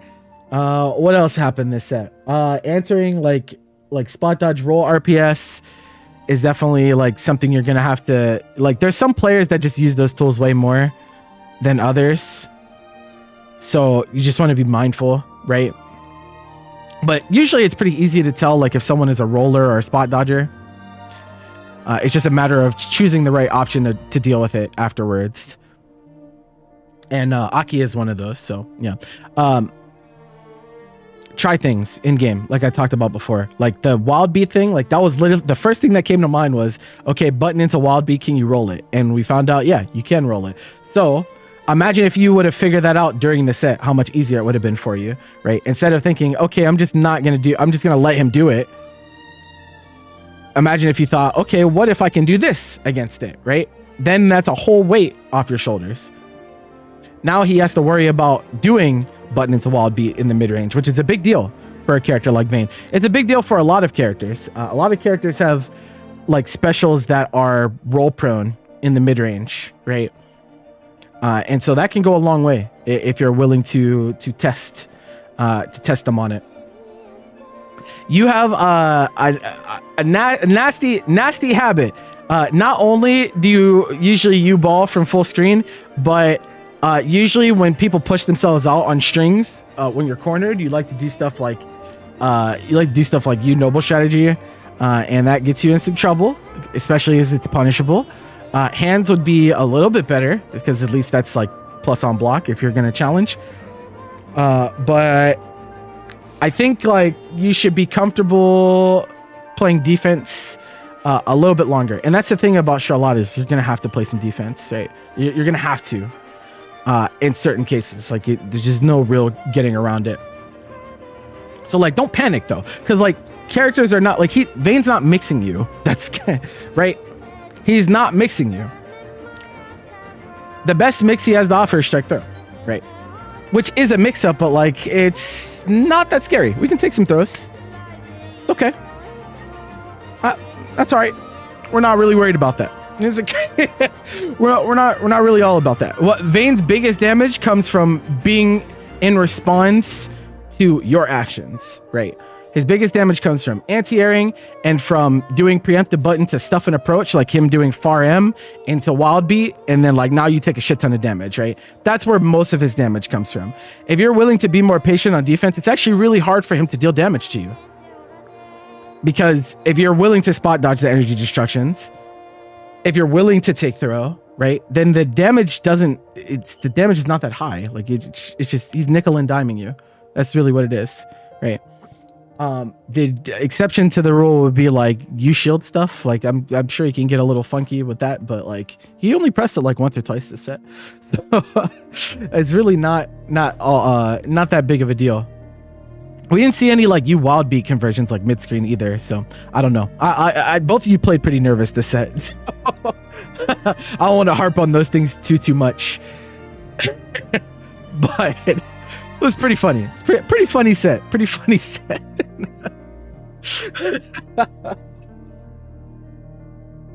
It's a pretty funny one. Pretty funny one. Y'all are some goofballs, bro. Y'all are some goofballs.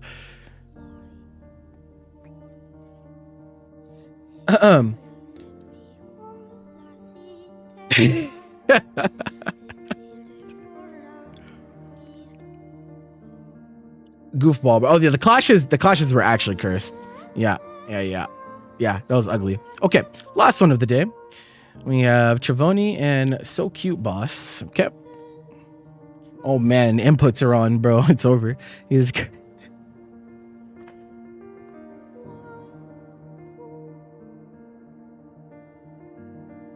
okay. We've done well early. So you're playing Cat against Fairy. So like obviously Fairy's gonna outrange you, but your punish game is a lot better. And Cat can like do some specific things to kind of walk her down. So we'll see if you employ those this set, and if not, then we'll talk about it. No, I figured you left them on purpose. It's just funny.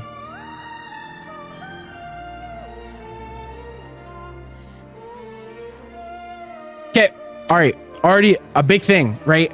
Oh man, this is gonna blow your mind. Right?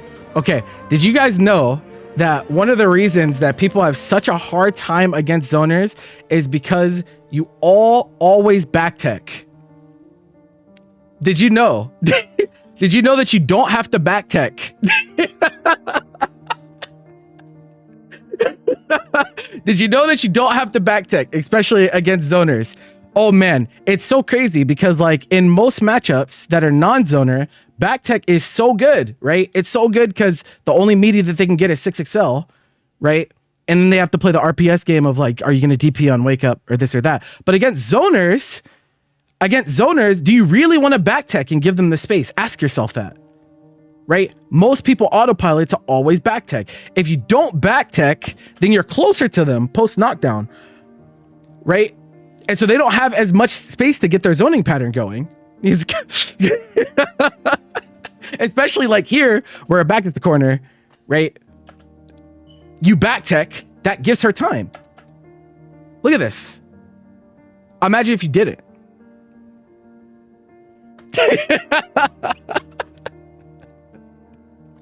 I told you I was gonna blow your mind, bro. Oh, you didn't think you'd get close, Em. That's tough. That's tough. I mean, would that have worked if on Far M anyway, though?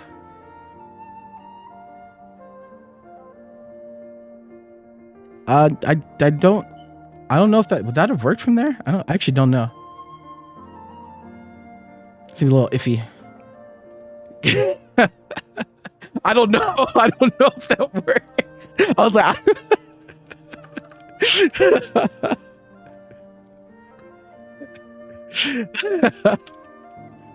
if it's you, it works. Okay, bro. What kind of shit you got going on? You got a dev version of the game, bro? Let me find out, bro.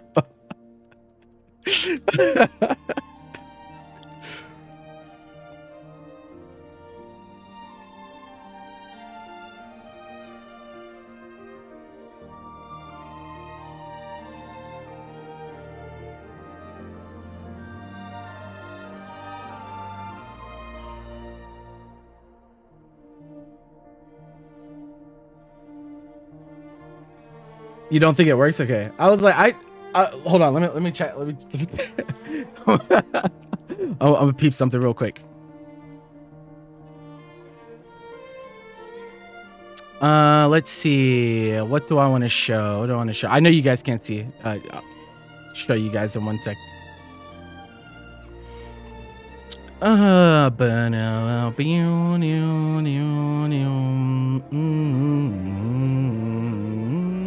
Where the fuck is this character, bro? Bro, I can't find her. Okay, there she is. I was like, where the fuck did she go? He's the...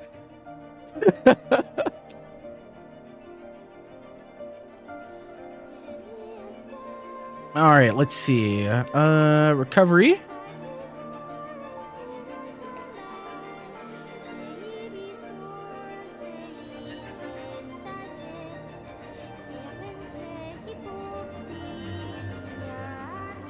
Right. Okay. So, because I try to make these sessions a learning experience for everyone, not even just for the people that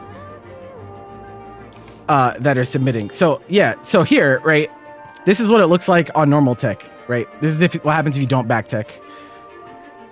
Right. This is what it looks like if you do back tech. It's pretty significant. Like it's pretty, like, yes. In a matchup like Fairy, Matera, like these, it does matter. It does matter, especially if their back is the corner. So like, yeah, you don't always need to back tech. You will find that there's a lot of Oki options in this game that only work because their opponent back techs as well. There's stuff that can straight up be punished. Bro,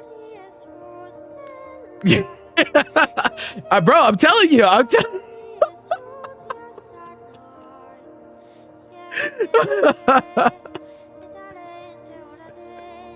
it just be like that. But yeah, so you don't want to always back tech. Sometimes back teching against them is still good, but like when your goal is to get in, like why give them the distance for free, right? Like it doesn't make a whole lot of sense. That's definitely one of the reasons that people have such trouble against zoners in this game.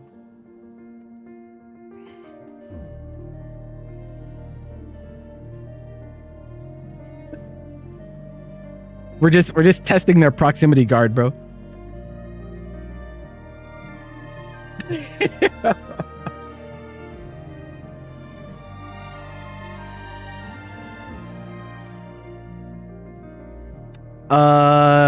Who's in there? Dragoon says you don't even know how to tech differently. If you want to tech in place, you hold down instead of back.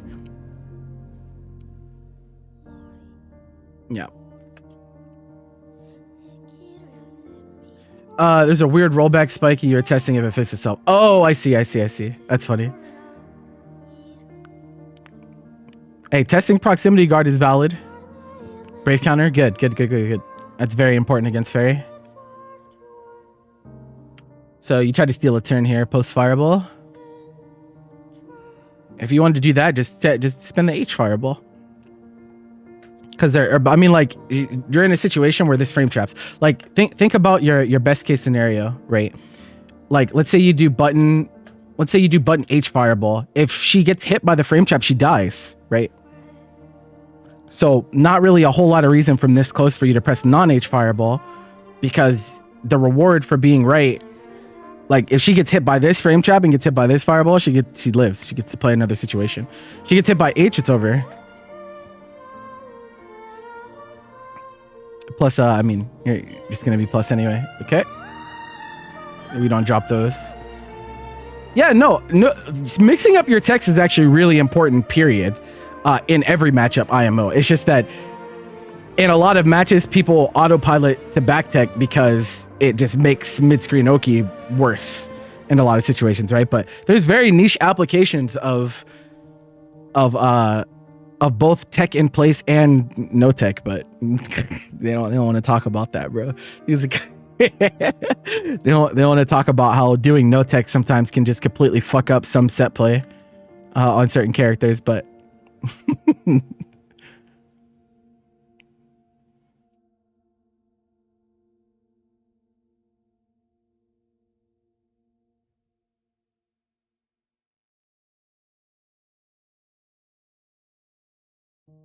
big chillin'. This is fun.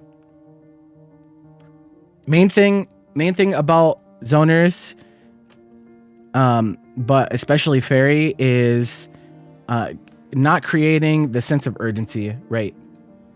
So mentality against zoners for a lot of people is they create this idea of I need to get in now or I'll never get in, right? They kind of panic and they make their decisions in a very panicked manner because they're thinking like, okay, if I don't get in now, it's never gonna happen. In reality, it's not really like that. It's not really like that. The way to beat Fairy actually is to be patient and wait for the gaps where she leaves herself most open so you can close off some of the screen. You can actually just walk her down. She's not chipping you that much, right? She doesn't chip you that much. Matera chips you a lot, but Fairy doesn't chip you that much, right? It's a lot of just pressing buttons. It's a lot of normals on block. So it's like, okay, sure. It's like, it's like, okay, sure, whatever. But most of the time you're really chilling. Yeah. Oh no, it's bad. Yeah, it's tough.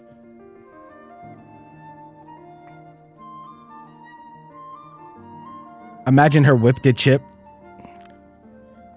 It's it sounds like an NRS character.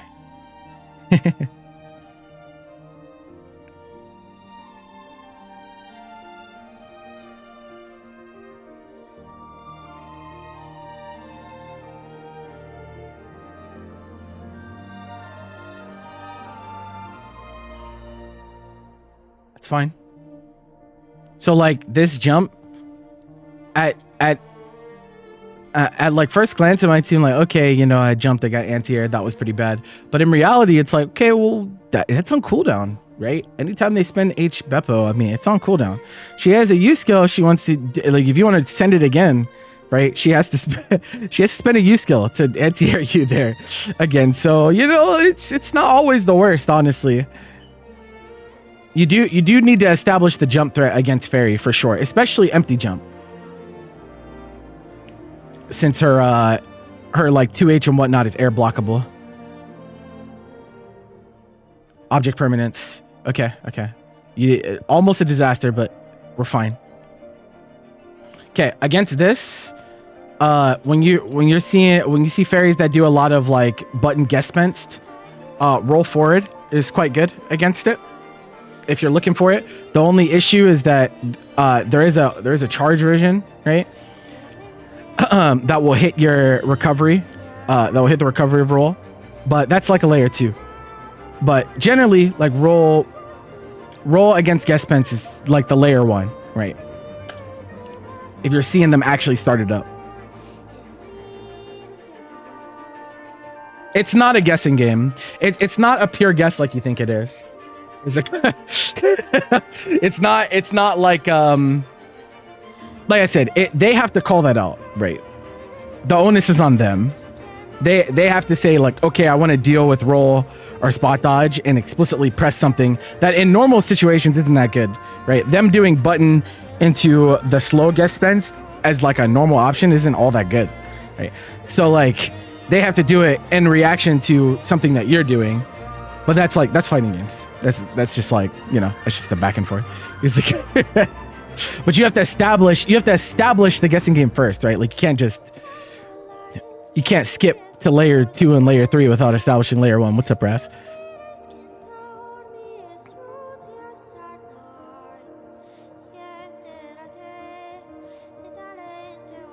Yo, the transition? I see you, bro. Yeah, this gives you a lot of time. Like, when you see this, like, you could have ran even a bit further. You chose to do stab instead, which is, like, okay, but you don't reach. So this is actually a punish for her, right? She could far L this and take a punish. But the idea of, like, she threw out GG, I'm going to cut off the screen a little bit because she's stuck in recovery for a while is good. It's fine. You're actually, like, you're dashing for long enough to where you'd be able to block. So, like, this gets thrown. You're dashing. When you think she's going to recover and potentially stick out a button, you can just down back because you've been dashing for long enough that you can block again, right? You don't have to necessarily press a button or do anything here. You could just run into range and then block, and then GG is irrelevant because you ran past it. Thank you for the follow. Appreciate it. Okay, guest fence on cooldown for a while.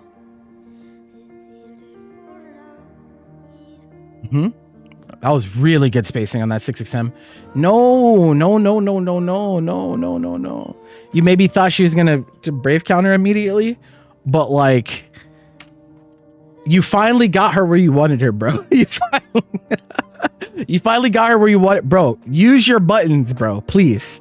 She doesn't have 50 meter. Pressure, please. Establish the pressure game. The pressure game is what's gonna make them want to brave counter, right? If you're not pressuring them on offense, why do they need to BC? They don't need to, unless it's Iago. If it's Iago, this is fine. But this is not Iago, so just do pressure first.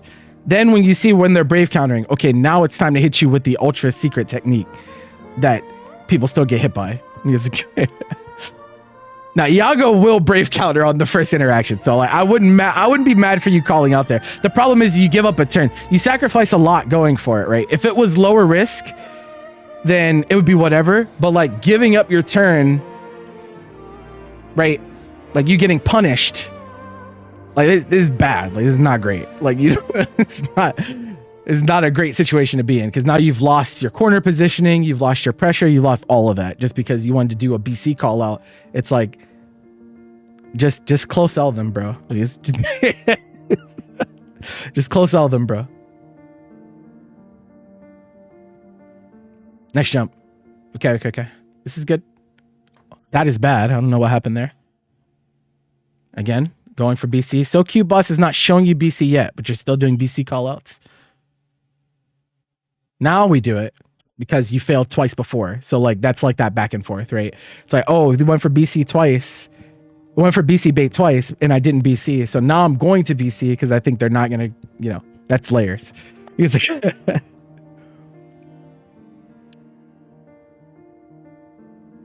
When you fight versus Fairy, you always default that they will BC because of Iago. The Iago brain rot. Send help. It's an infection.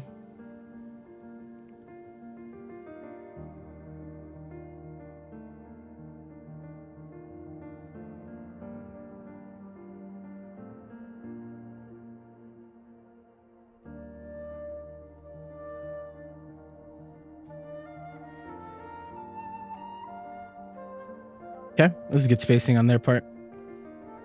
Yeah, no, haven't seen roll on a guest bench yet. Definitely a good one. No guest bench for a while, so we're in neutral here for a bit without it. There we go. There we fucking go. Beautiful.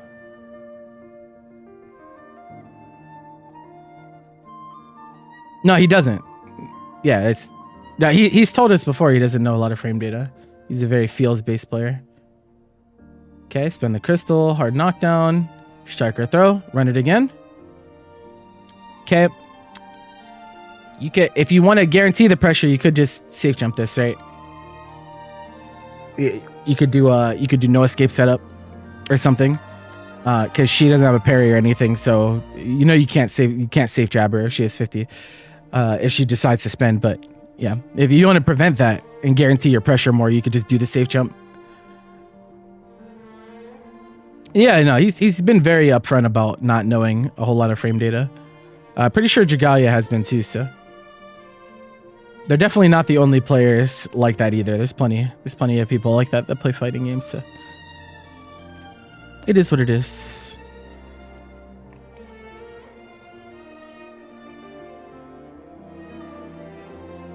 So, this is gonna be down the line, right? But honestly, at higher level, like this type of stuff is gonna matter a lot more, right? Not letting her whiff like this is like really, really important. It's part of the reason that it feels so annoying, is because like it feels like she's just allowed to press whatever she wants. You're not allowed to press things because she outranges you, right?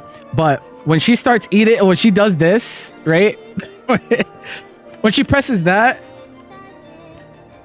and she gets far L'd into you fireball, I promise you they will be discouraged. They will be discouraged from pressing shit like this in the mid-range. It only takes one. Thankfully, your character both has good buttons and a good cancel option to like punish this hard. And like you have to look for it. Like you want to look for it don't tunnel vision it, but you do need to look for it sometimes, right? Because any amount of slowing down you can force them to do in the neutral is good for you, right? Any amount of hesitation you can induce is just really good for you as a character that is trying to get in, right? The less proactive that Fairy is allowed to be, the worse she is, right? She wants to be setting the tone. She wants to be preemptive. She wants to be presenting questions, right? Where Fairy falters is presenting answers, right? That is the problem. She's really good at saying, hey, how do you deal with this? How do you deal with this? How do you deal with this? How do you deal with this? What she's not so great at is when the question is asked to her, what does she do in response? Because she doesn't have meterless DP, because the nature of her buttons and frame data, right? It's hard for her to answer some questions that are presented to her by certain characters and certain players that are willing to abuse the dead zones, right? But if you keep letting her ask questions, eventually you're gonna get one wrong. You're gonna get one wrong. Eventually you're gonna get one wrong. So don't let them keep asking questions. Sometimes you have to, you have to turn their question into a question for yourself. Like, oh, you asked me a question? No, I'm answering the question with a question. Fuck you, right? What are you gonna do? No, what are you gonna do?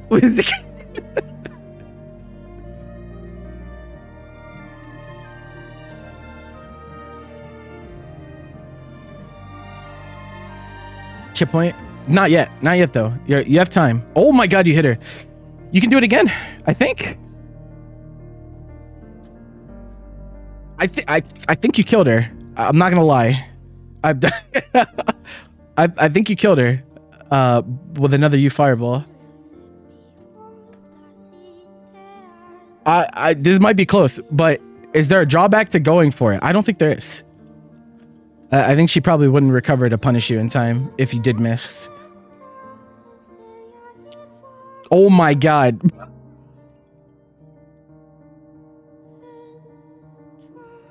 Brother!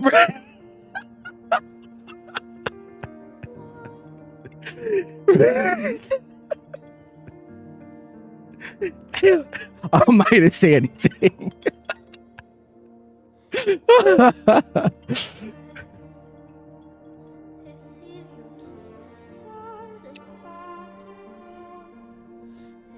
Okay, so don't be careful about forcing, right? Yeah, you be careful about forcing. So like again, going hand in hand with what I was talking about before, where like that sense of urgency is usually just kind of created by yourself. You have time. You have time. You have a lot of life to work with. You have a lot of time on the clock.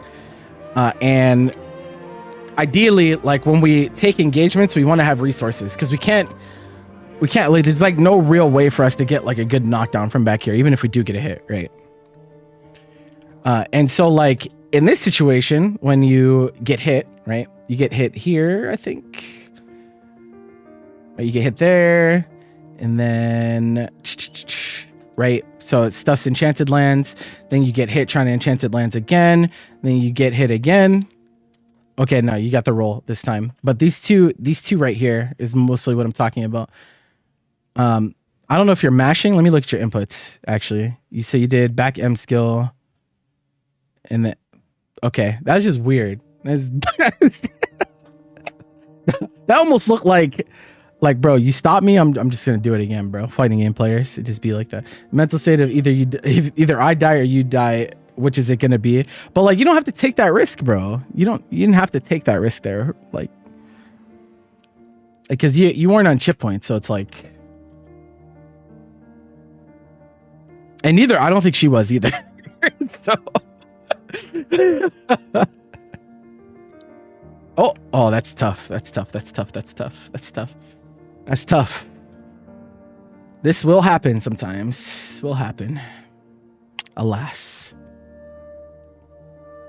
It's because you hit an extended hurt box. So. Got her. Finally. All right. You should spend. Did you miss the inputs? No, you actually just ended with UDP. Bro, take the crystal. What are you doing? What's the idea here? Maybe you have an idea. Are you gonna try to corner steal gimmick her? Is that what this is? No, not even. Okay, so wait, why do we not take the crystal there? But how did you miss the input though? Because I'm looking at your inputs. You very clearly did forward U plus skill. You didn't have SSBA.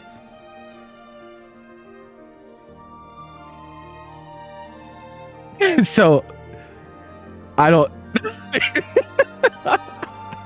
I don't see what input was missed.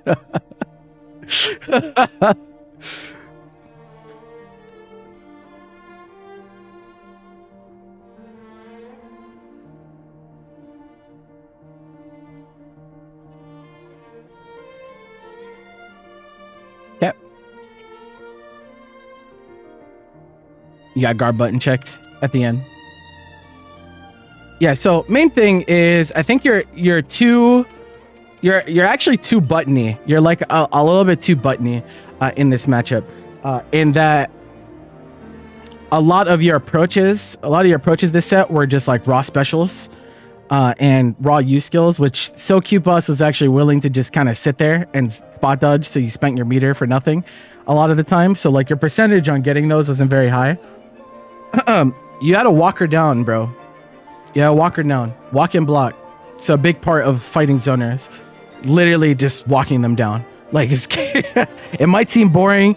It might seem like it's not doing much, but believe me, it does. Like, they only have so much room to walk back, right? There's only so much that can be, especially in the early game, because like when U skills start coming into the mix, like yes, there's like the push and pull of like U hula hoop and whatnot. But we've even seen that U hula hoop's a guaranteed brave counter. So like even that's like not that big of a deal. Most of the time they're not going to want to spend U guest spent to bring you into them unless they have a very, very specific scenario in mind. So like, yeah, the neutral game doesn't change that much. It doesn't really change that much throughout the course of the match with or without meter. What does change is like what you can afford to take and what you can't afford to take. Because the hit confirms do get a lot stronger, right? The hit confirms get a lot stronger when the meter is available, when the resource is available. The defense gets better, obviously, because they have a DP as opposed to not having a DP. And so that's why it's really important in the early game to maximize the ground that you're taking from them before those resources are available, right? Because you getting hit by like button guest spent back to corner is like not that scary, right? But you getting hit by button U hula hoop is different entirely. That's not great. That's not great. But in the early game, they don't have the meter, right? And they're gonna have to make a decision. Either they're gonna have the meter to do a good hit confirm, or to put you in a really fucked up scenario, or they're gonna have the meter to spend on reversal, right? Most of the time they have to choose because they're not constantly gonna be at 100 meter. Fairy spends meter like pretty good amount. So it's not all that scary in the early game to just kind of exist. Right? Exist near them. And if you're not near them, make yourself near them. Less dash, more walk, right? Dashing is scary because you can't block. You can dash sometimes. I'm not saying don't dash at all, but walking's underrated. It always has been. Built in meter, you can block during it. And when you can block, that means you can respond to special cancels. You can afford to probably RPS a little bit more with jump. You didn't jump that much, but like jumping against Fairy is like something you have to establish, I think, because air blockable normals and this and that, like if they don't have cooldown for Beppo, it's like, what's the scariest thing that can happen? What if they're outside of close M range? It's like, it's very annoying for her. It's very annoying for her. And your character has a really fucked up jump button, by the way. The elephant in the room. There's the elephant in the room is that your character has a pretty fucked up jump button. So that makes it even more annoying. That makes it even more annoying for a character like her to deal with if she's not like choosing to do nothing and then pressing Beppo in response. Obviously they can do that. But outside of that, it's like, bro, like even if they think they can respond in time, sometimes they just have to let JU rock because it's like, do you really want to get counter hit? Do you want to risk getting counter hit, right? And some people don't. They don't. And then some do, and then they get counter hit, and then they're pissed off. It's like, well, it's the smell of the game. It's the smell of the game. Your jumping the gun. You're jumping the gun in a big way this set. You're trying to answer options that haven't been presented to you, right? That's a big issue with a lot of players in your skill bracket as well. It's like everyone talks about BC. Everyone knows BC is really good. And so like you're tunnel visioning on this option, but like in reality, your opponent is not doing that to you very much. They're not. They're actually just willing to block it out. And so like you're giving up advantage over and over again because you're like, okay, I want to go for the hard read, right? I want to go for the hard read. I want to get the omega maximum damage. Fuck you, right? The problem is that you're getting nothing. You're getting nothing because you're risking your advantage to go for the hard read. You don't need to do that. No, this is just VOD review. Yeah, this is VOD review. The exhibitions in the title is just so people know to sign up. But yeah. So yeah, so layer one, right? Layer one is answer what's in front of you, right? Answer what is in front of you. Play the game that has been presented to you, right? That is layer one. Once you have a strong enough fundamental game plan, then we can start talking about what answers to potential things that your opponent will do. Call outs, setups, frame traps, spacing traps, all those things, right? Those are specific things that you do to your opponent to control certain responses or answer certain responses. Until then, right, especially in a matchup like this, just answer what's in front of you. If they're BCing a lot, cool. You can cook them for BC. We have tools for that. Not every character has as strong a tool as 5U on Cat to explicitly blow up Brave Counter. That's a privilege, right? That's straight up a privilege. So at will, if you see an opponent that's like, okay, they're Brave counting a lot, it's time to throw in the 5U once you see that. But until then, pressure. You're down backing, bet, strike throw. We have good buttons. Cat has fantastic buttons. You could put Fairy in some really awkward spots to challenge, right? You can put her in some spots where like her only real challenge is gonna be like far L, but like the cancel options out of far L for her, especially under pressure, not that good. What are you gonna do? Far L and then down back again? Okay, I'm taking another turn. Sure. You wanna commit to a cancel? That's risky. You can't guess Spence, you get roll punished. You can't GG, you get 6XL punished. Unless you have U skill, right? That's what I mean. Like you just do the pressure. Do the pressure first. Then when they have an answer to the pressure, then you answer the answer. You're answering something that doesn't exist. It's not there. It's not there. You're doing like preemptive U fireball in neutral. That catches people that like to do fake stuff in neutral, but so Q-Pause is really just standing there a lot and kind of waiting for you to spend the U skills. And then they're like, okay, now I'm going to start throwing out the buttons. I'm going to start throwing GG in neutral because I know you can't punish me in time with your own fireball, right? And so don't jump the gun. Yeah, stream nerves are tough, but like this is more of a principle thing, more so than environment. So like when I do VOD analysis for people, right, I'm not really focused on like I don't like focusing on hyper specific situations, right? I'm more about building fundamental building blocks, right? So like, yeah, your nerves can absolutely affect how you interact with certain things in certain situations. But I'm saying if your game plan is more solid from the ground up, then even when you're nervous, you're still going to do the solid things, right? That's why it's even more important to like understand, like, I don't need to do this here. I don't need to do this at all. I'm kind of cooking myself doing so, right? So that's yeah, important. Did you just say, did you say walking towards opponents builds meter? Yes, bro. A lot of meter, by the way. It's not a little bit. It's not a little bit of meter. Like, it's a lot of meter. Like, okay, I'll show you. Guy, I think I still have the game open. Yes, it is.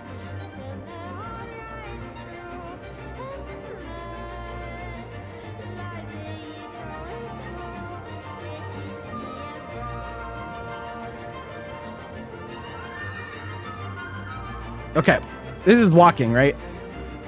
Look at the meter. Okay, this is running. It's a lot more. A lot more.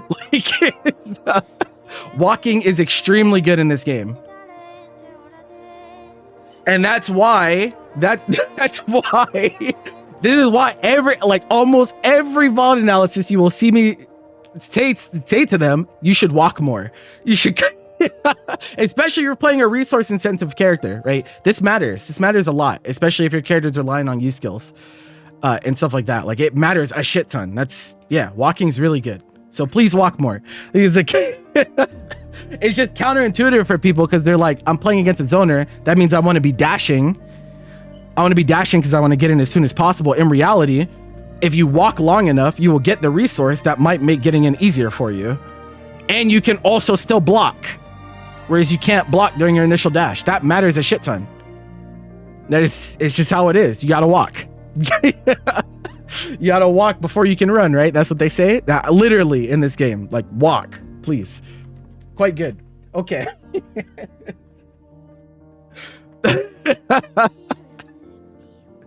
These things happen. Okay, so we did neutral, offense, defense. There's not really, I can't really say much about your defense this set because there weren't many instances of you actually getting to play defense.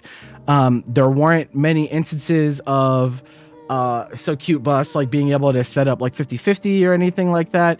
There wasn't a whole lot of like knockdown pressure that came from it. They just kind of won by keeping you out, right?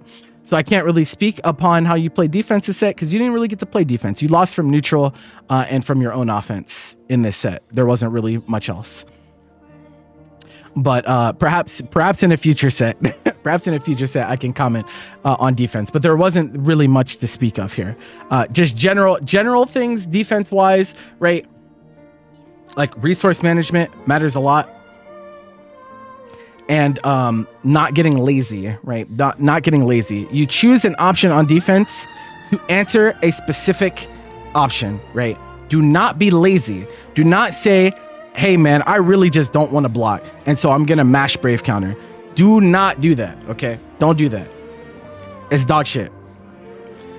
You press something in response to an option, okay? Something you want to avoid. Maybe there's like, hey, there's a mix-up coming up. I'm gonna Brave counter so I don't have to take the mix-up. That's way stronger ideology than I just don't want to block. Right? If I ask you, why did you BC? You should be able to tell me. You should be able to tell me, right? If I ask you and you don't have an answer, then that's a problem. That didn't happen this set because, like I say, you can get to play defense that much, but it'd be like that. Tourney winners do that. Yeah, and they lose sets because of it too. I mean, like, that's again, there's confirmation bias here. Yes, they do it sometimes, and it's bad when they do it too. It's because they lose sets for it at times. They do. Do they win sets sometimes for it too? Sure. But that's fighting games, right? We're rolling the dice to some extent here. Like, it's sometimes you do something that's dog shit and it works. That happens. Yeah, I'm not going to deny that.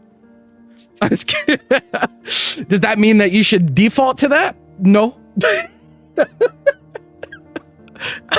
And when they do it, it's even worse. I lay into them way harder than I do on you guys whenever they do shit like that. Because what are you doing, bro? What are you doing, bro? There's no reason for you to take this risk. Like, you're winning, bro. Like, you're winning. You're what? Bro. People piss me off. It'd be like that.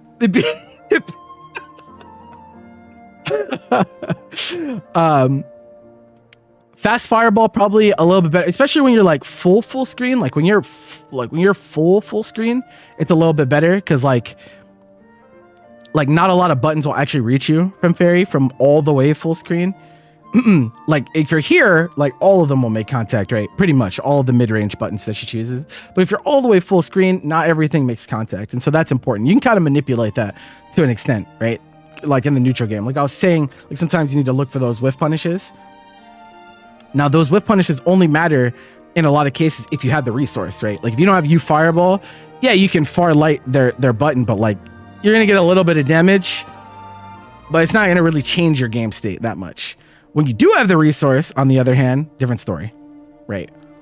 When you start blowing them up for stuff like that, then that slows them down, and slowing your opponent down is always good, right? Any second guessing you can force upon your opponent in any situation in a fighting game is to your benefit, right? the longer they have to think about what to choose, the slower they will be to act. It's just how it is. You're trying to instill that fear within them. You can't do that unless you punish them for doing some of the things that they thought was good, right? That's where a lot of players break down. Like, they break down a lot because they're like, okay, I'm playing in ranked and this thing that I'm doing works a lot. And then they get into tournament and that thing that they did in ranked a lot doesn't work anymore. And so now they have to reevaluate the entire way that they play the game. And that takes time. You often don't have time to do that in the course of a first to two set. You just get cooked. You just don't have time. You can take it to the lab and everything afterwards, but you're in the losers bracket. So that's what I mean by like very, very small interactions can go a long way. At least in terms of like affecting the mental of your opponent. You're kind of where you're at, yeah, but that comes with learning a new character. Like you're gonna lose games trying shit, but that's good. You should try things, especially early on, right? That's absolutely, that's part of learning a character. I don't mind you like try like, oh, hey, does this work? And you fucking die for it. Like, sure, okay, it's fine. We didn't lose anything for that. You know, it's whatever. How are you supposed to know that it doesn't work unless you try it for yourself, right? Or you've seen someone else do it. It's just how it is. But yeah, really, my mental state is everything. Fight, like not only in fighting games, but especially fighting zoners, right? That is their goal. Their goal is to frustrate you, right? Their goal is to make you so annoyed that you're just like, fuck it, I'm just gonna send some shit, and then they hard punish you, or they put you into the blender, right? You don't want to give that to them. Especially when like your neutral skip options are not all that great in this matchup, right? Like you don't have something that just says like fuck you, I just get in, right? Some characters do, but you don't really have that. You have some decent options that you can RPS with in the mid range, but you don't have anything that's like, yeah, fuck you, I just ignore what you're doing, right? That just doesn't really exist, right? So long as that is the case, you just have to be willing to take a deep breath and realize that 99 seconds are on the clock. It works in your favor. Your punish damage is really high on this character, right? When you get your hands on her, she's gonna hurt. And for that reason, I don't need to hit you now. If I have to wait 70 seconds to hit you, so be it. So be it. If that's what I have to do, then fuck it, bro. Hey, whatever, right? Doesn't matter. In ranked, you're chilling, then you go against better players, and you're like, wait, people don't immediately. Exactly. That's what I mean. Like you can form bad habits from like, oh, you can form bad habits from anywhere, bro, to be honest, but you're really a product of your environment, right? When it comes to fighting games, who you play with determines your growth in a big way, right? It's very significant. If you're playing with better people that are choosing better options, you will get better faster. That's just how it works. Because you're going to learn what to do against the good things, right? However, there is a dead zone. This is off the books, by the way. Because the session is done for today. But the dead zone, right? The mid-level player dilemma. Oh my God. Khalil, what is the mid-level player dilemma? The mid-level player dilemma is being good against the good options and horrible against the bad ones. The mid-level player dilemma is being able to do decently against players that are regarded as strong at the game because they're choosing the better options more often. But when you fight against someone that literally does not give a fuck, when you find someone that is willing to do all of the bad things because they don't care about the risk reward, then you never recover. They frazzle your brain. You get really frustrated. Why do they play like this? Right? That comes out a lot. That's the plight of the mid-level player. If I sit a decent player in front of you, you'll probably do all right. You'll probably do all right. If I sit graveyard in front of you, you'll probably lose. If I sit untoten in front of you, you'll probably lose.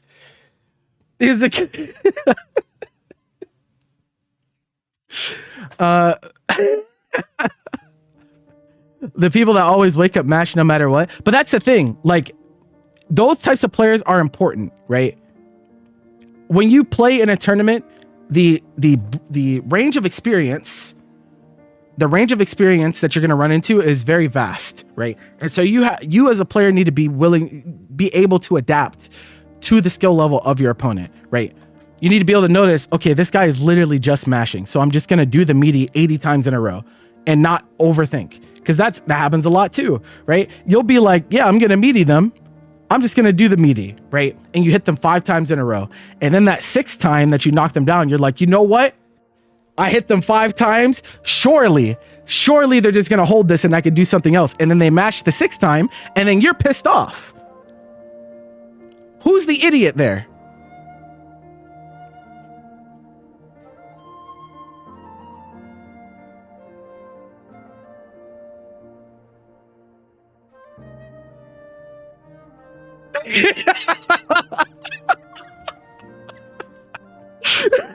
Ask yourself that.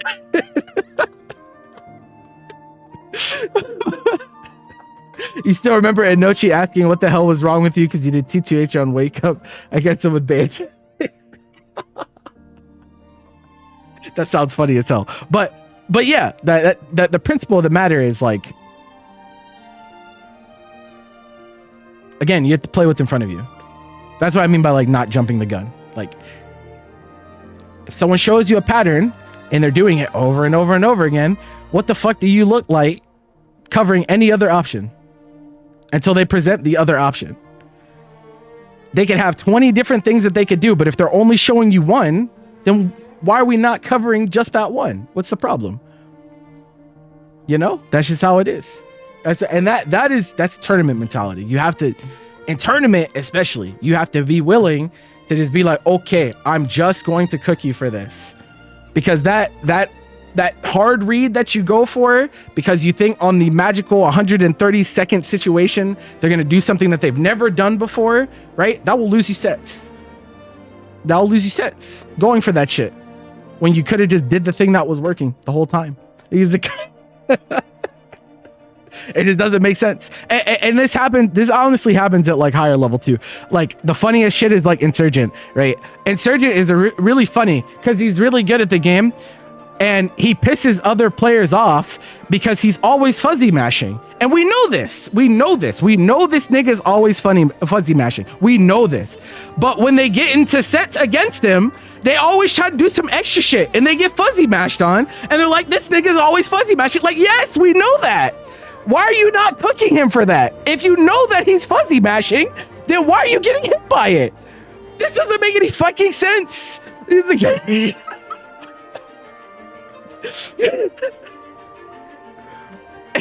this nigga Iago's pressing Brave counter every fucking instance of block stun, why are we not blocking it? Why are we getting counter hit? What is going on, bro? Like, it doesn't make sense. It just doesn't make sense. If you know what they're gonna do, then cook them for it. That's all. That's what matters in tournament, right? That's it. None of the other shit matters. You're gonna walk away from that set and what could have happened doesn't fucking matter at all. No one's gonna come off of the stage at Evo and hand you a medal because you knew what option he was gonna choose but got hit by it anyway. Like, no. Your ass will drown in pools. We do not care. Because you thought bro, fighting game players are so funny, bro.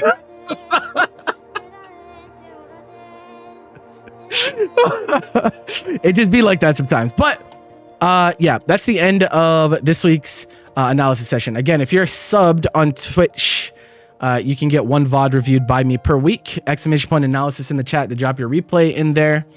Hopefully I won't have to wait as long between sessions like I did this time. December was just fucking too much shit in December, bro. But hopefully January shouldn't be I'm not ending, bro. Relax, bro. That's just the end of the session. I'm not turning the stream off yet, bro. What the fuck?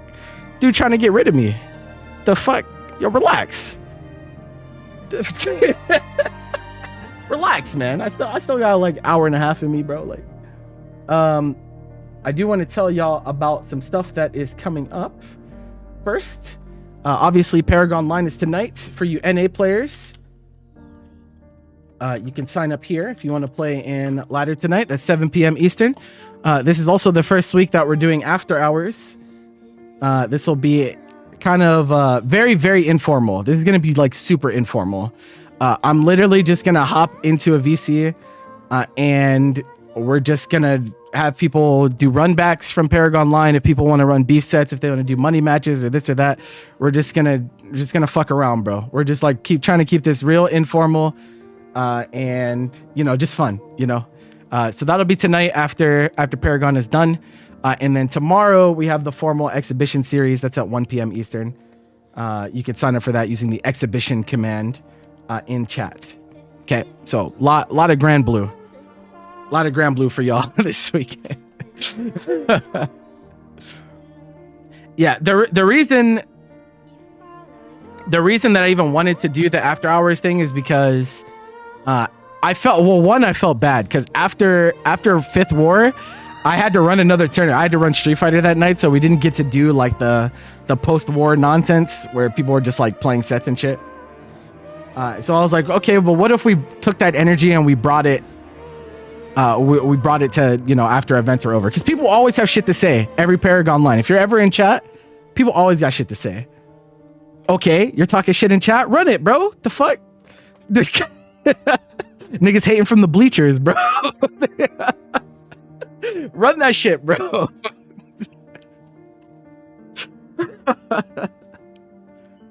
Yeah, no, exhibitions are tomorrow still. Yeah, they're still tomorrow. Okay, I think we might have. What we got? Hour and a half. I did Pokemon yesterday. Let's play some KH. People got shit to say every tournament. True, and I'm okay with that for what it's worth. Like that's fine as long as people are keeping it in game for the most part. Like, you know, friendly jabs to your friends and shit is like fine. I'm cool with that too. Bro, let them rock, man. I don't give a fuck. I don't give a fuck about that. When people start hurling personal insults to people they don't know, that's where I have to step in. But that hasn't happened yet, so we're chilling. We're chilling. That thankfully has not happened. So yeah, we're just vibing until someone fucks up, and then I have to cook them in front of everyone, bro. It just be like that. What's up, Eric? Happy New Year again. All right. Yeah, we're gonna do a little. We'll start up a KH rando run real quick while we're in between here. And let me see. Where's my fucking folder at? Jesus Christ, man. January is kind of fucked for Grand Blue too, bro. To be honest, there's so much stuff. I don't know how I'm gonna. I really hope they release a schedule for Side Games Cup soon so I can plan around it. I need to know if I can run a Saturday event that day or not and get away with it. I was thinking of like maybe doing Exerd since it's like right before Frosties. But I kind of only want to do that if I can still cover Side Games Cup. I don't want to miss Side Games Cup, bro. I feel like I'd be such a fraud, right? I feel like doing all this tournament coverage and then missing Side Games Cup would be like, yeah, I don't want to do that. I don't want to do that, bro. Will Ilsa be another Eustace? I don't know. Maybe their archetypes will be similar. I couldn't tell you, bro. Like, I feel like every character that has come out that people have been like, oh, this will just be another one of those. They have still had like their own identities. So I don't know. I don't really know if that'll turn out the way people think it will. I'm not 100% on that. I also don't play the gacha, so like I don't know. I don't know if there's like any like special things that she's unique to her, or you know, I don't know. I'm just here for the fighting game, so like I don't know the flavor stuff.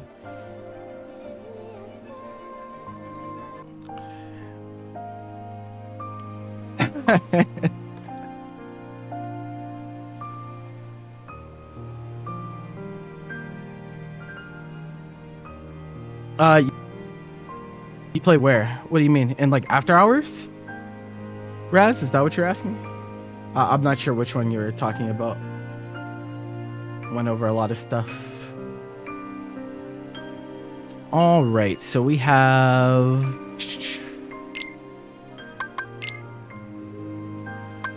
Was joking anyway. Oh, okay. I mean, you say you were joking, but I saw you signed up for Azure, so like, were you joking for real?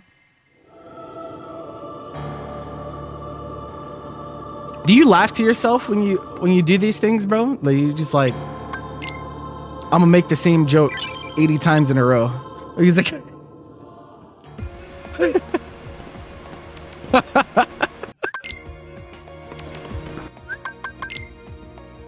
no, he did. I don't mind.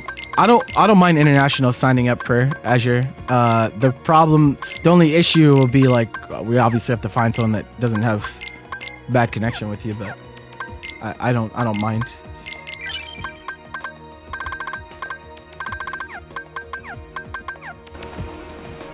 Obviously, like, I don't think that will necessarily work out for absolutely everyone, but you know how it goes. What can we really do? What the? Okay. Wait, this is pretty good though. But wait, he doesn't have any spells. Oh no. Yeah, okay. That has a spell on it, so I can't switch to that. That's tough. That's fucking tough, bro. Okay, did you guys, bro? I realized the other day that when I do these runs, if I sit on the menu screen for long enough, it will actually copyright claim my stream VOD. Cause like Dearly Beloved gets copyright claimed. I'm like, bro, what the fuck, man? It's messed up. What's up, Ivan? How you doing?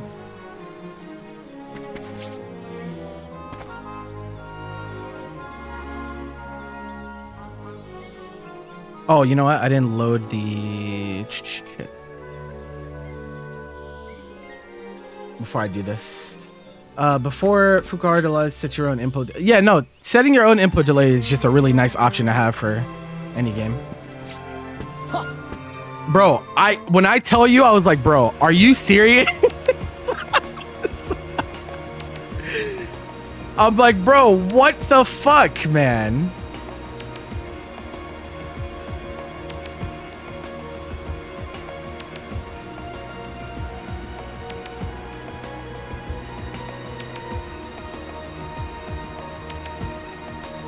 I gotta change the mod manager.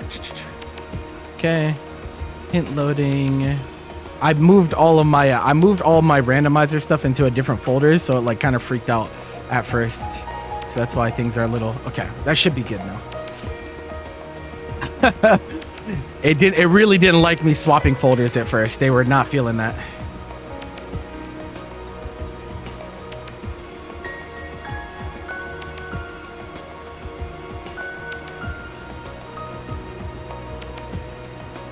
No? That's what's up. Kazoo covers have been copyright claimed. Bro, it's really annoying. It's really annoying. Okay, there we go. All right. Anyway, back to what I was doing.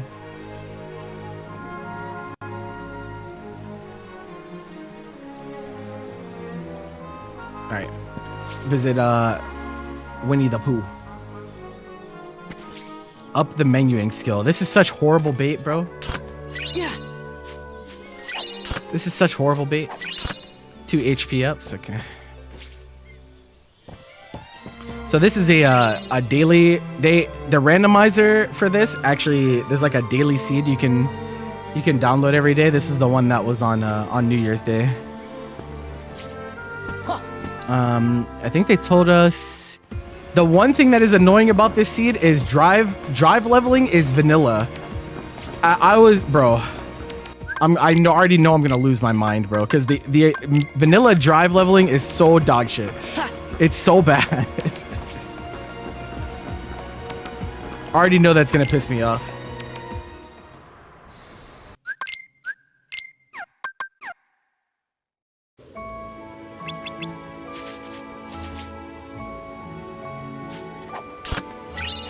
Yeah, we just need we need Fukuhara to just, I don't know. Maybe he should threaten Riot and say, hey, give us your netcode, bro. Mushroom grinding time? I would never in my life, bro. Actually, I don't even think you can set that as a,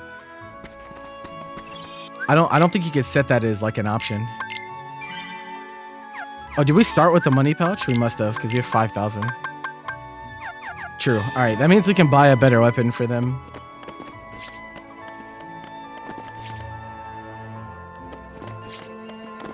They might have a... We didn't check the shop. We don't know if there's a good weapon on them or not.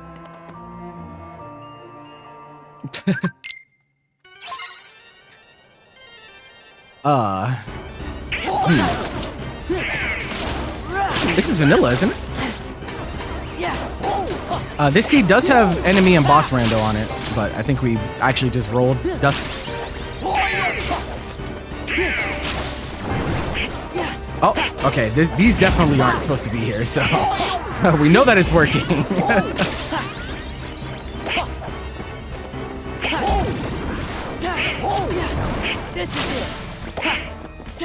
Actually, Magnet Burst early is like actually not too bad.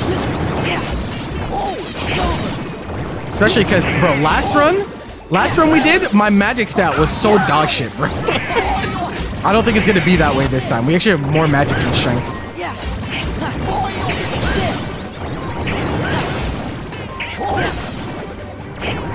This dude Donald is spamming, bro.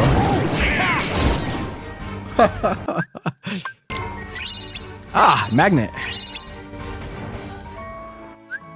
We'll definitely take that. We have another Keyblade too, actually. Is Guardian Soul, is it any good? Fire boost? Okay, well we don't have fire yet, so can't really do much with that. Fire Bangle, put that on.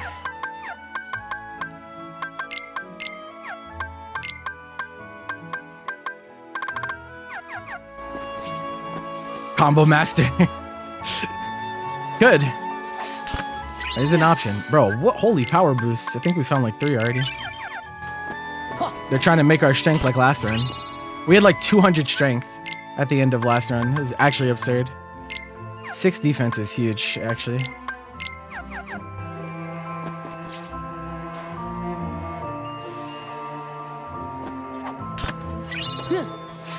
Hey, never be mad about more defense.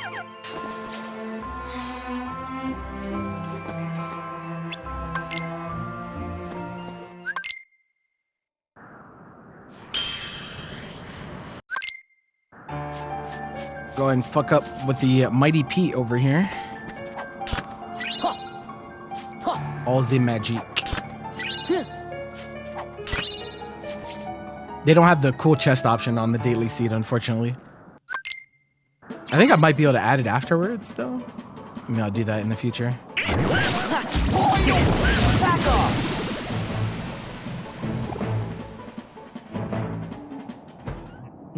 You just wait. Nobody, and I do mean nobody, messes with the Mighty Pete. So, Mighty Pete, who lives in this tower? Mighty Pete! Fucker.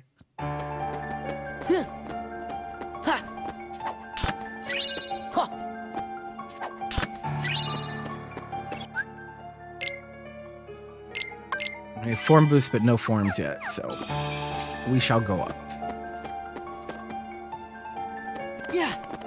Bro, the whiplash of like, because at the end of last run, we always said like max movement. Going back to like level 1 of every movement is like, it just feels so slow. It's still nice to have as opposed to no movement, but sheesh. This is it. We're getting these guys a lot, actually. Just prepping us for 1,000 Heartless, perhaps.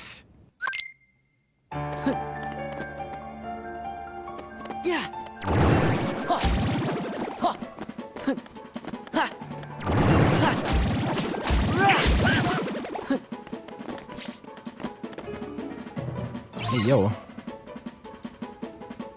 Not the lance puller, bro. Yeah. It's over. Yeah.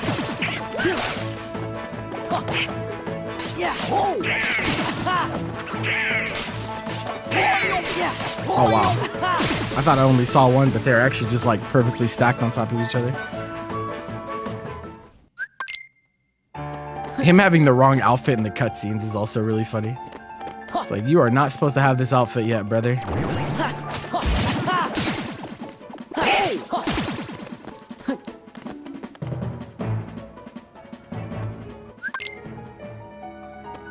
All right. And some reports. I don't think those do anything for us on this hint system.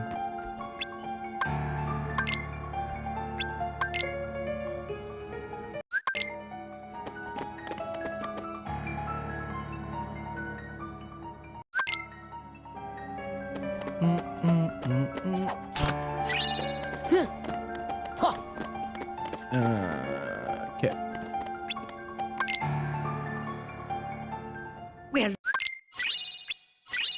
Oh, well. Final form jump scare. That's what's up. I don't know what is with us finding final form early, bro.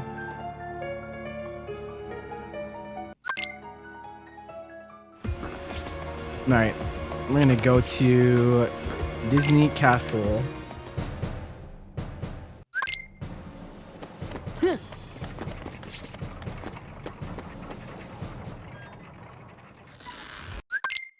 Oh god, yeah, I forgot. It's vanilla. It's vanilla drive leveling. Fucking disaster.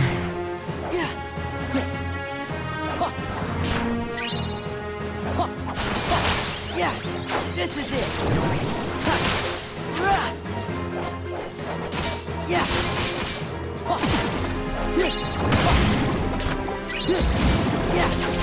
Some more movement. We like that. Ah, these enemies are actually really good for us to get for the early leveling. Yeah, this is it. Ah, it's too high.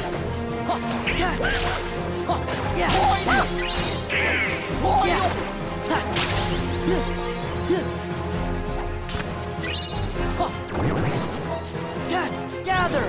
Spawn more. Yeah. Back off.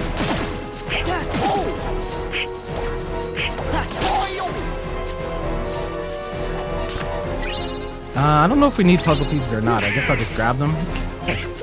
I actually don't know if we need them or not. Not double though.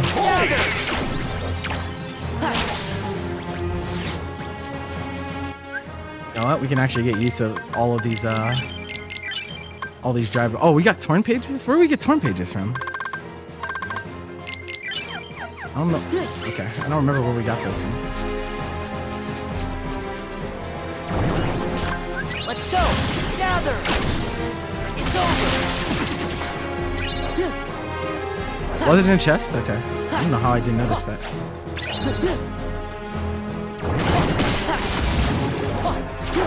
Gather. Yeah.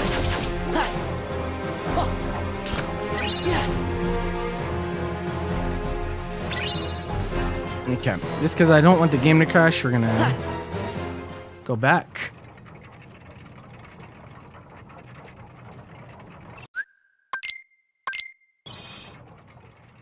The hallway can make the game crash, so we will skip the hallway by doing this.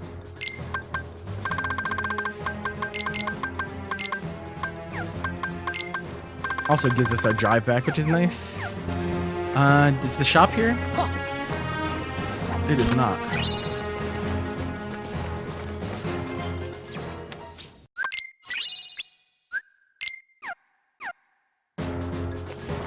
I thought there was a shop in here. Am I tripping? It must be. Yeah, gather. This way. Minnie shouldn't be in too much danger. Hopefully. You'll be alright. This way. Minnie's low-key a tank, bro. Our health bar is kind of brawling. Gather. Too bad we can't final form during this though. This would be nice for farming the levels. Ow. My bad, bro. Oh, it's a dragoon. I was like, what hit me so hard? This way. Cosmic Arts. Let's go. All right, what do we think is in this room, bro? It's been cursed every single time we've done a run, bro. This room has been it's been nonsense every single time we've done this room. As soon as the trouble started, I made sure to seal this room.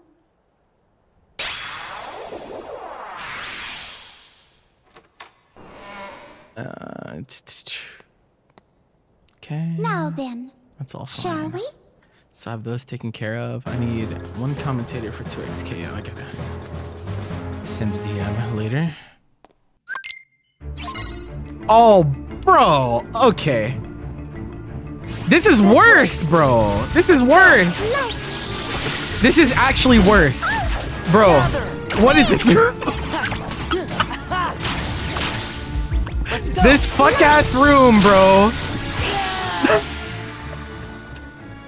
Bro, I can't live reaction commanding through it, bro. The car, yes, this is worse than the cars. The cars can't meaty me after the reaction command. This way. Let's go. Bro. Gather. Gather. Back off. Gather. Yeah, we might need some more levels for this one, brothers and sisters, because this is some so fucking nonsense. Do they stop me from going back here? Okay, they don't. Lord, bro. I wonder, will they make me do the hallway again when I come back? I actually wonder about that. Let's go to Agrabah.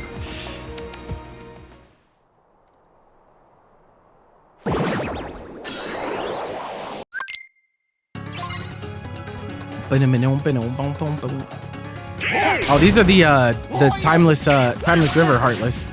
You can tell by the way that they're shaded. Yeah. This is it.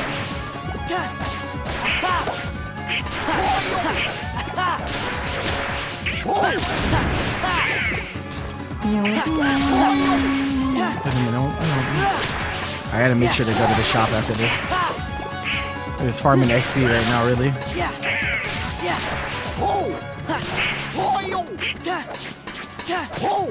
Where don't we have to go? You don't have to do H-Town? H-Town Space Paranoid. And Beast Castle? Okay.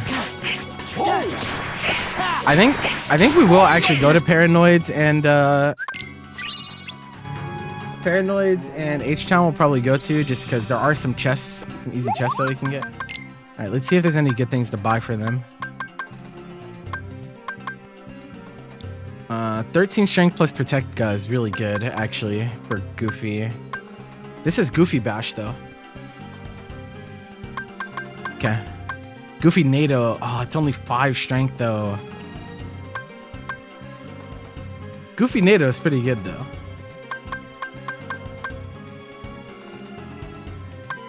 Alright, well, you know, I'll take the NATO. We'll take the NATO. What about Donald? MP Hystera. But we don't have any spells for Donald yet, so we actually have to keep the one that he has for now. That at least gives him Blizzard.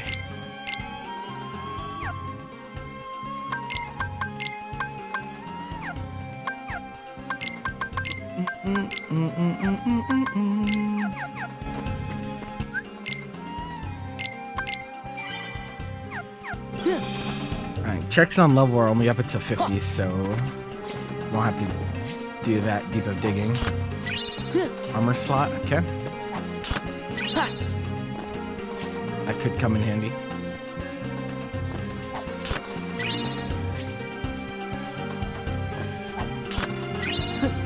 Auto limits.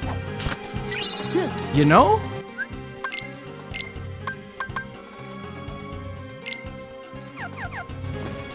We're actually going to turn that on because we can actually start leveling. We can start leveling drives even before we have them unlocked.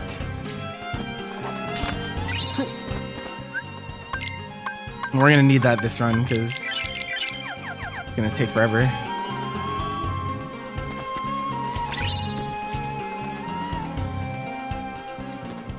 No. I guess we'll keep Donald in for now.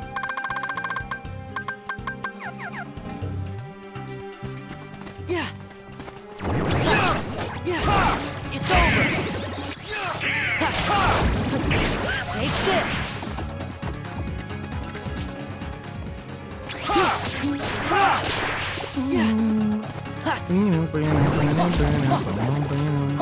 I don't know how I can never get a normal throne room, bro.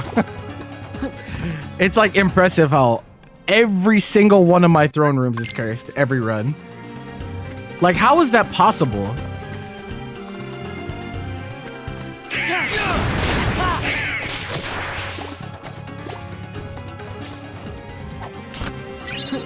Oh, that's really good.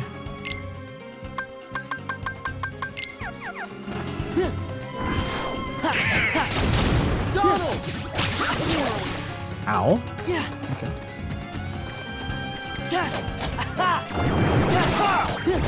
Take this. Oh shit. My bad, bro. Damn. That was rude.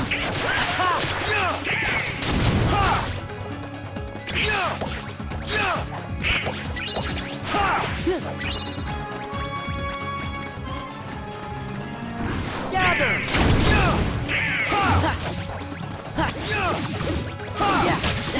Oh, that was really close, actually.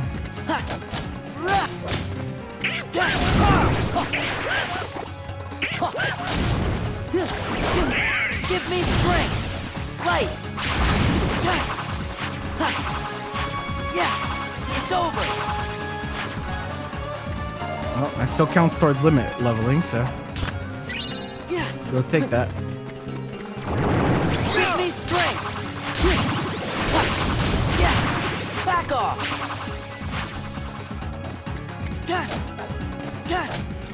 Back off. Oh, reflect was there.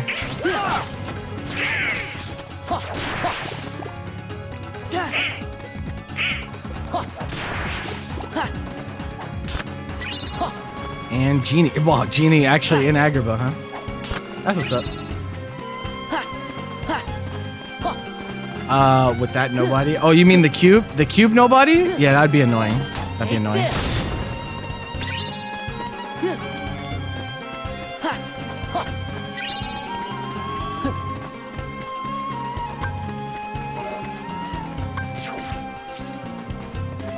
Yeah, I don't remember their names either, to tell you the truth, so I don't blame you.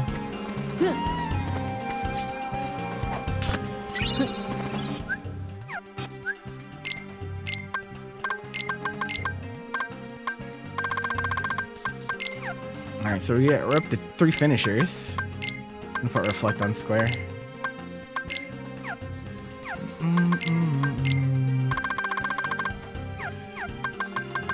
Shayla, can we look? Would it even tell us? Sorceress, yeah.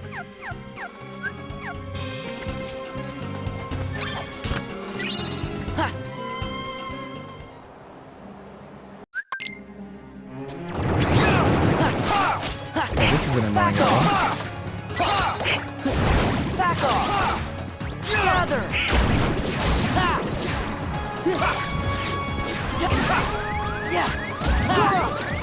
Hey, yo, that thing is still chasing me, bro. Yo, leave me alone.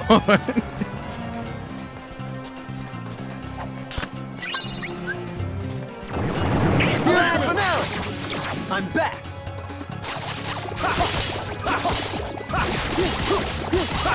Yeah. Time for a little tea. Oh, we got Blizzard there too. Yeah. That's the only thing. That's the only check on level up. According to the tracker. It's over. Take this.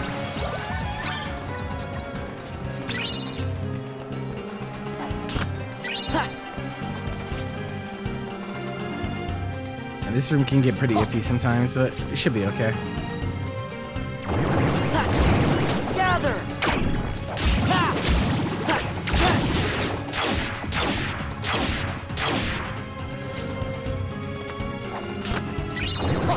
Oh wow. Gather. Take this. Yeah. Magnet burst earlier, actually putting into Merc, I can't lie. Donald. Sora. Gather.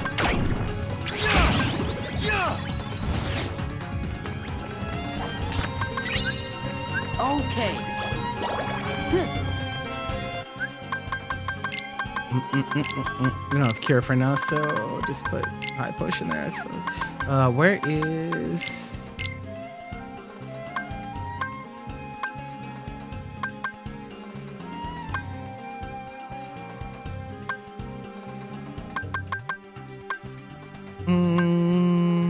Okay, I'll do that for him.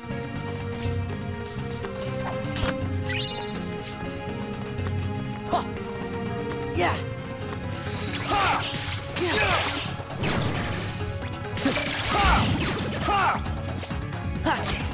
What? That was so cursed. My camera did not want to cooperate.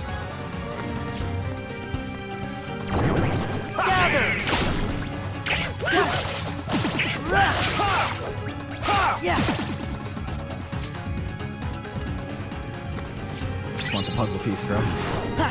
You know what? I'm not even gonna bother, bro. Fuck y'all.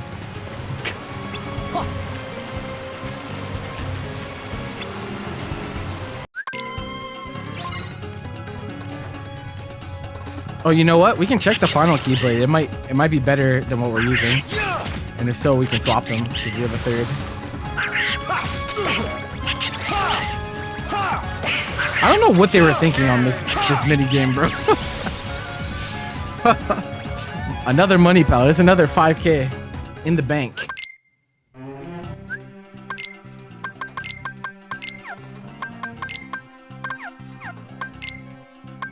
All right, what that's it? Combo boost. Yes, yes, yeah. We'll definitely be swapping those.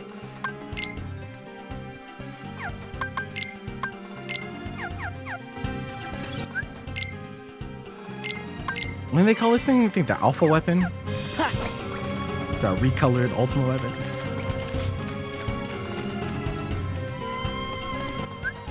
Is this the alpha weapon or the? Oh no, the omega weapon. I think there is an alpha weapon too. I think it's what you get for master.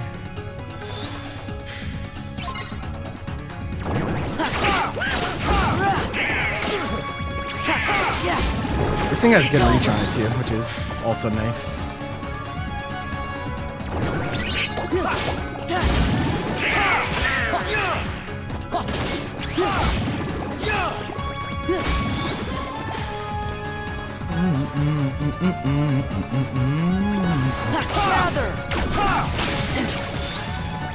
I somehow keep trading with that that fucking cube at the very end.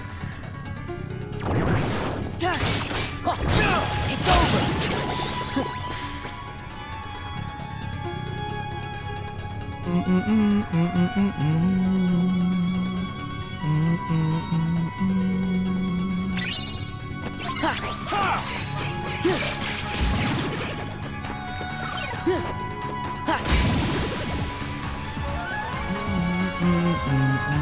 I wasn't sure if I was gonna reach it on that, to be honest, but seems like we're fine.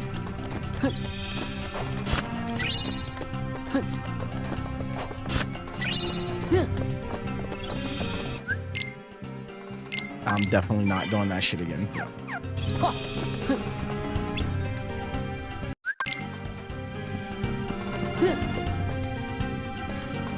Oh, I should have checked the experience on limit first. Bro, okay.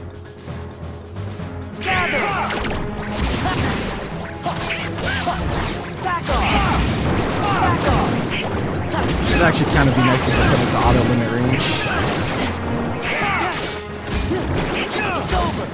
Magnet burst doing absolute work right now, though.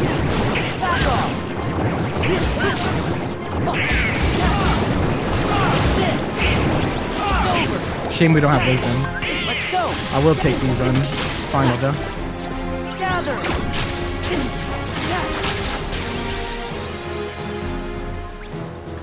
Was it Bond of Flame? Okay.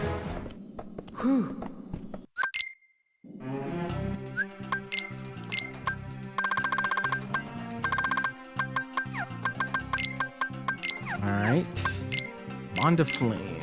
What you got? Damage drive. Okay.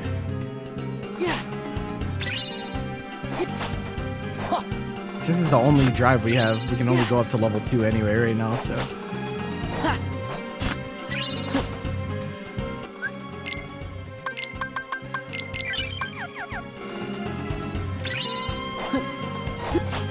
Oh man, we might get gated by this. I forgot this boss is the double, right? So that might be a little problematic. We'll have to see. Gather. This is it. Let's see. Cerberus and Scar. This is somehow fitting. How about that? He's the king, Chad.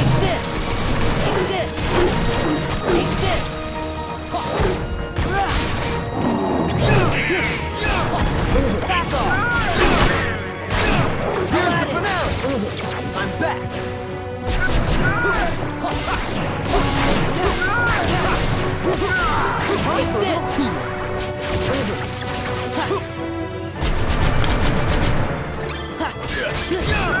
Oh, Cerberus is dead. Okay. I just need some MP. Where are you? This time you burn.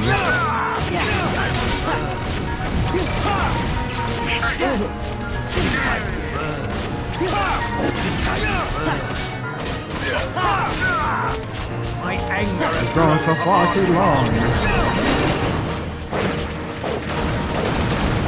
Bro, he's fucking up the kiosks. What an asshole.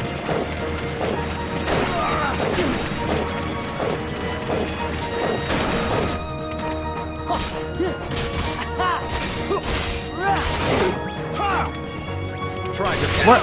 Bro, he's stuck. What?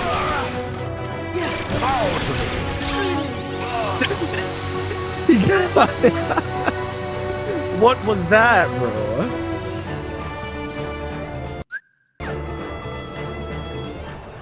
Alright, at least that wasn't too painstaking for that boss, but... Alright, we got Nobody Lance, and I think we got a Goofy weapon too, didn't we?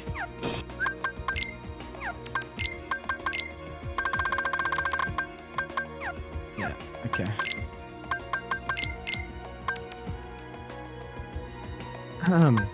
Lucky 8-2. Well, that is pretty bad.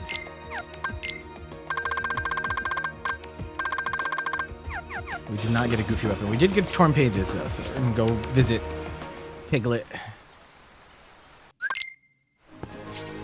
Anytime we get the chance to go say hi to Winnie the Pooh, we're gonna do that.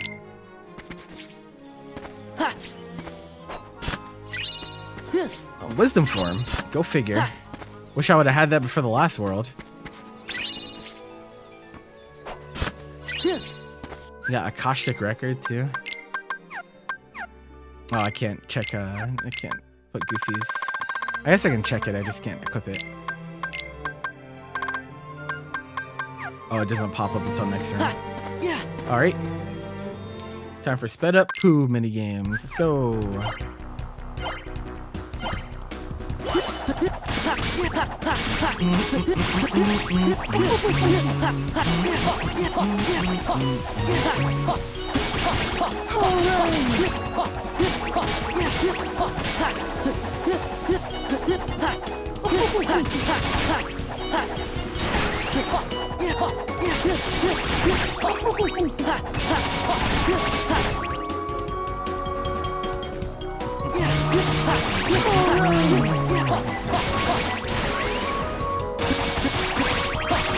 Holy honey.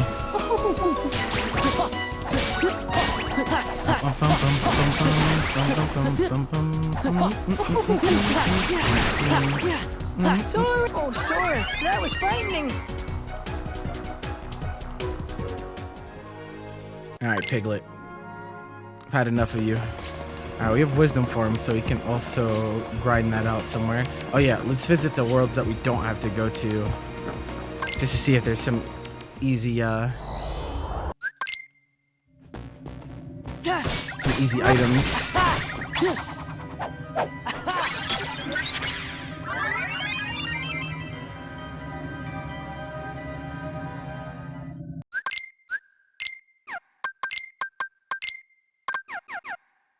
Man, Tron sucks when you first get him, bro. Finishing leap. Honestly, this is already worth it.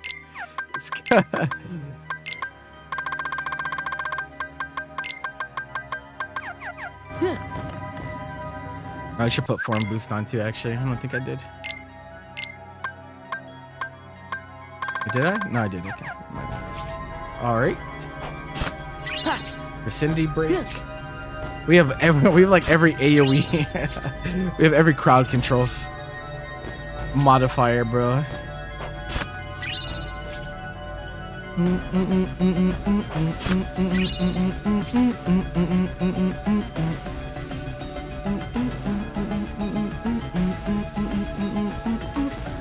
Alright, yeah, we have to turn the power back on.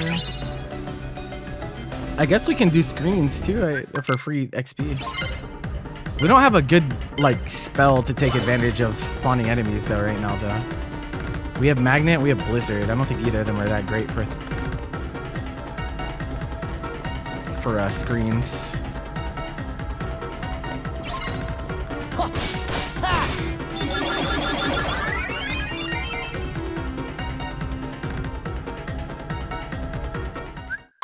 Yeah.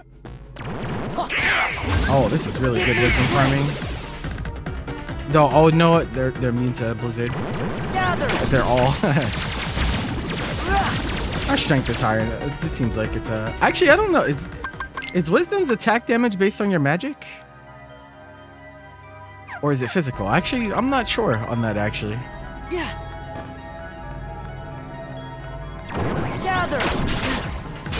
It would make sense for it to be magic, but I don't know if they thought that far ahead.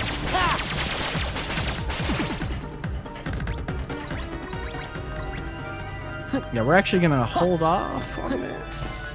I don't want to do screens until we have fire.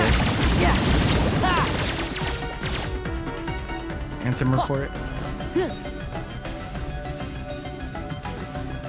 Bro, vanilla drive leveling is so slow. Like, I get it. I get why it's like that. Because the drive forms are much more spaced out in the base game, but holy shit, man. What do you mean I'm only level 2? I'd be like level 5 in a normal run. What else was there? So, oh yeah, H-Town. Get the H-Town chests.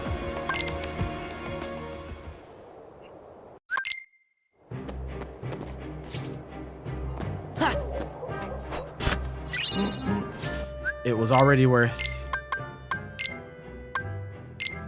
It is based on magic? Okay, cool.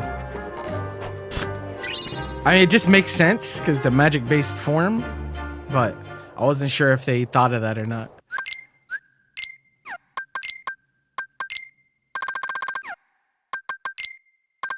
Jack, prepare to scream. It's actually one of my favorite limits in this game. Yeah.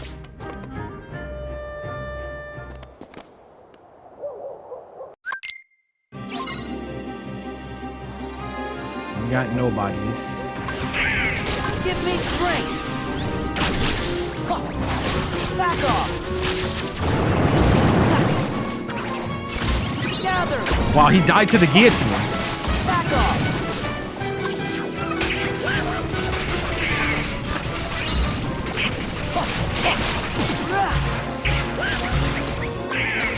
Jack, prepare to scream. The way this shit CCs is so crazy, man. It's over. Back off.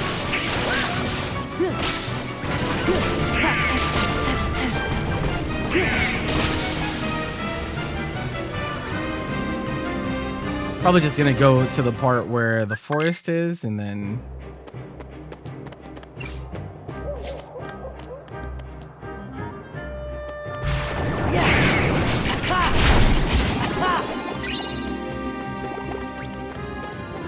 Check. Prepare the screen.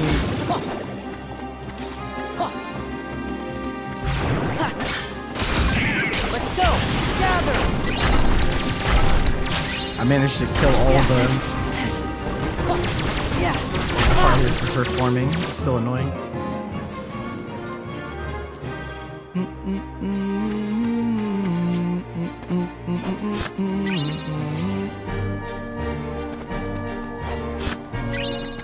Oblivion.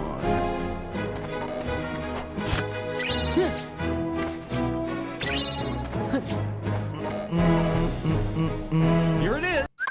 No element, that's how it pierces the big body. So that makes sense. I think there's a hidden puzzle piece back here. Alright, let's check Oblivion. Anything good?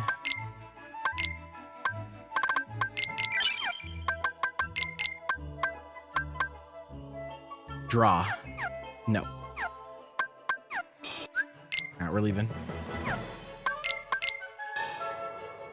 We could get a few more chests if we really wanted to, but whatever. Where to next? Where to next?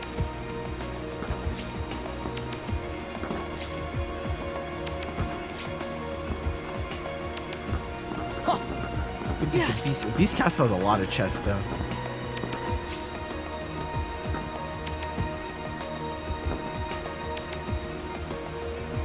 I almost. Let's go Olympus.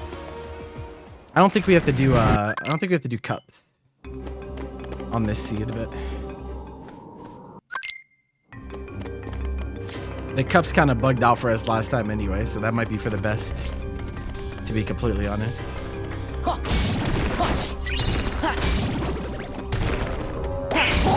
right, here's to hoping Hades' escape isn't broken.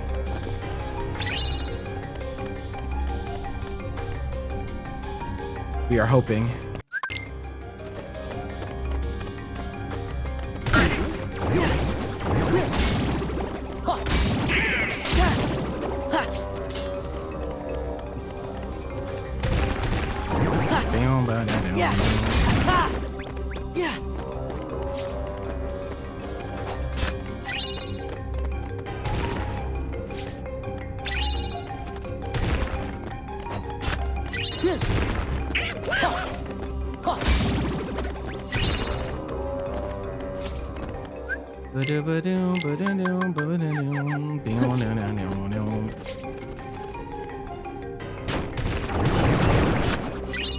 Fire!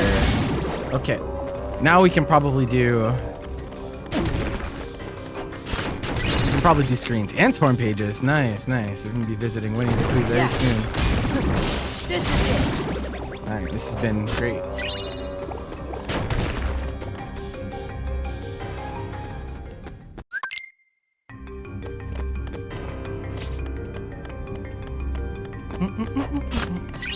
I wonder if Genie Jafar can even be here. I would assume that Genie Jafar can only be in certain arenas, but I don't know. We did have that cursed... no, Beast Castle is still a pretty big arena, all things considered. I don't know. I don't know if this arena size is considered big because it's also split up. This is it.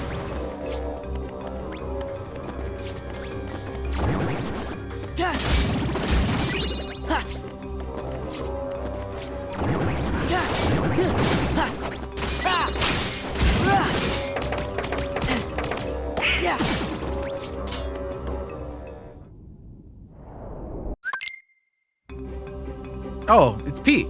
He's actually in this room doing this too. That's crazy.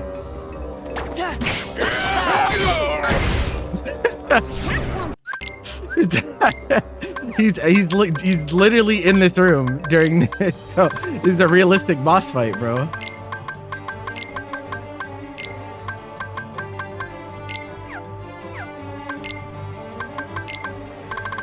Fuck ass Pete, bro.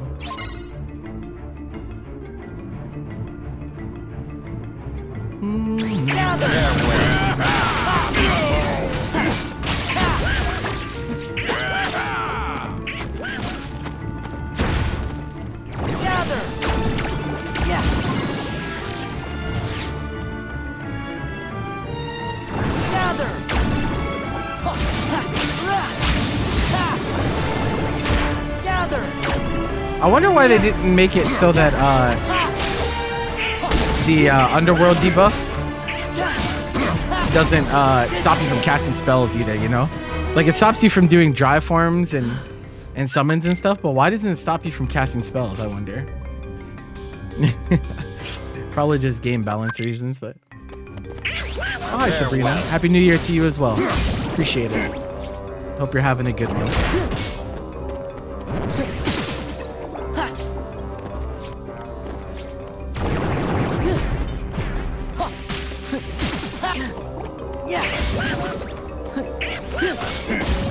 That thing hit me and do 0 damage? Is that what I just saw? Take this.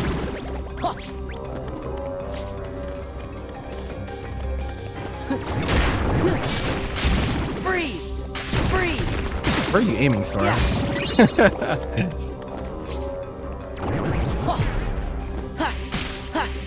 Freeze!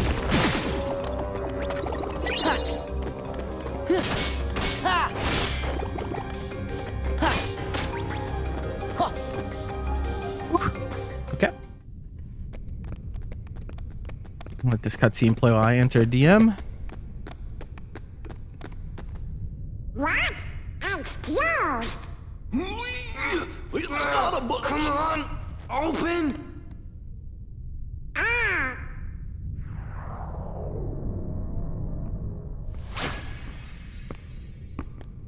Will that open it?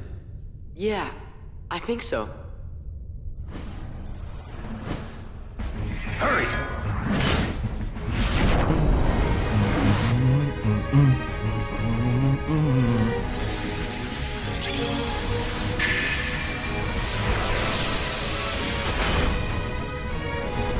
We had Cerberus already, so I don't think that this can be Cerberus again. And it is not. Wait, who is... Oh. Okay. Yeah!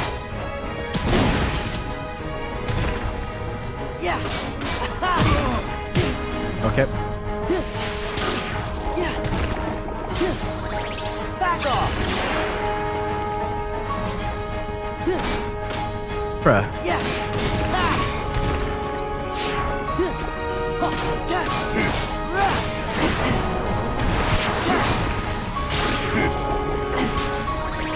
Take this!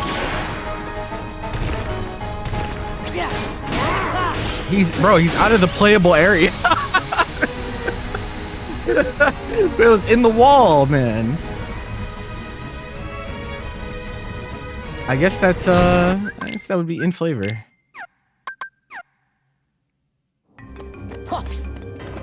We killed the door.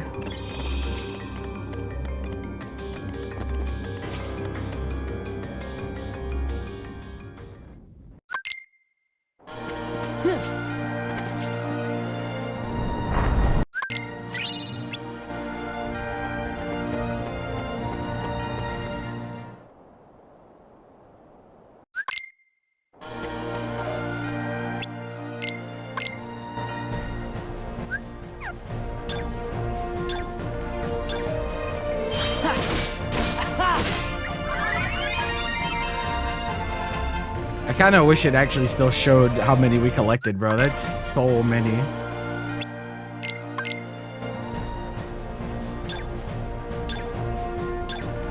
Yeah! Ogre shield.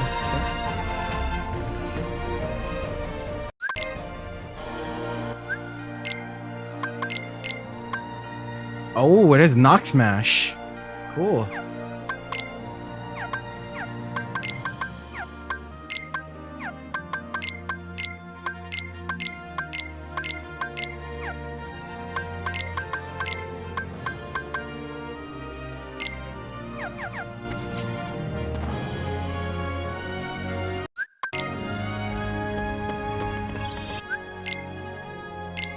Part of it, like, it's cool that the tournaments in this game are in the arena or in the underworld, but kind of wish there was some in the original Coliseum as well.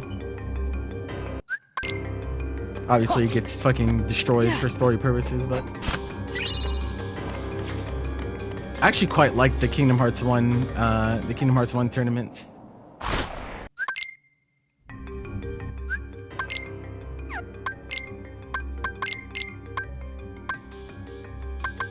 Hey, Stega. Okay.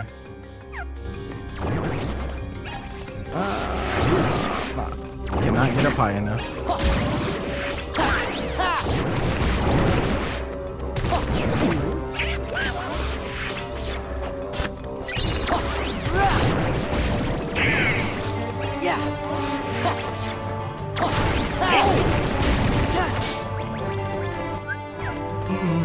Yeah, the names were a nice touch. All of them had like team names, yeah.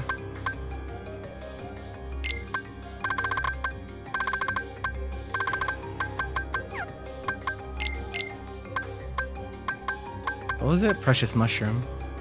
612. Also pretty good, but we don't have any spells to give Donald if we take off the Donald Blizzard weapon, so. Yeah. Can I make it up here? Yeah. This is it. It's not looking like it. My movement's not good enough to get up here yet. Okay. There we go.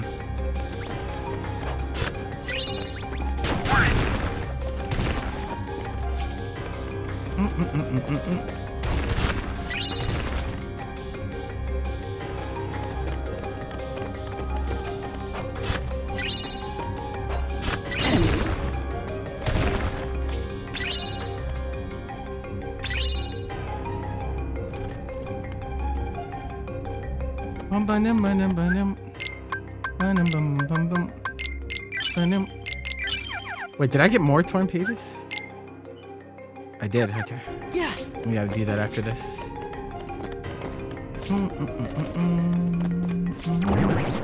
Gather. Yeah.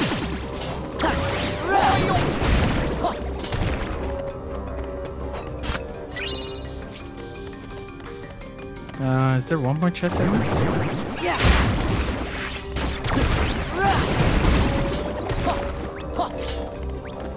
Yep.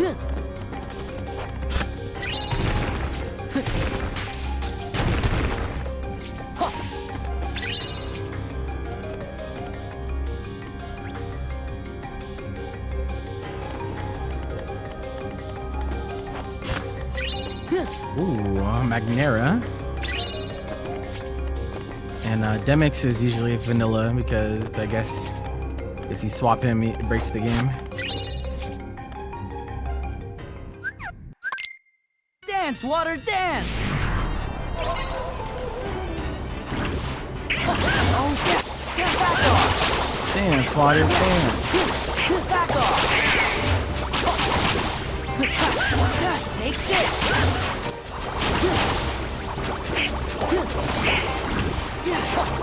It's over. Yeah, it's over. Yeah. Oh, yeah. Take this. It's over. Yeah. It's over. This is it. Yeah. Oh, yeah. Back off. Not bad, Roxy. All right.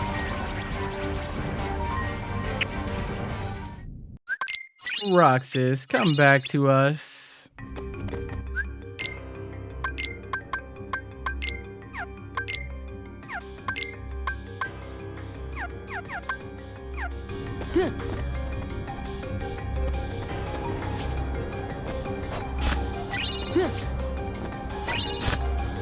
Flash step, okay.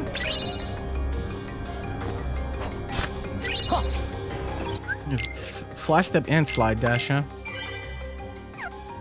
Could get a little bit annoying, but why not? Blizzard boost, nice, nice.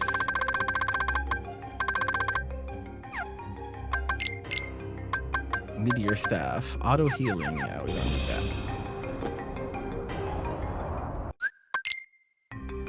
Yeah.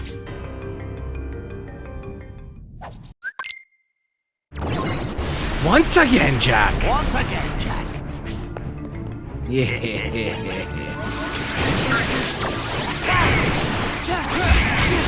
Back off! Last hit a bit. Back off! This for you. Is that all you got? Yeah! Last hit a bit. Freeze! Is that all? Let's go!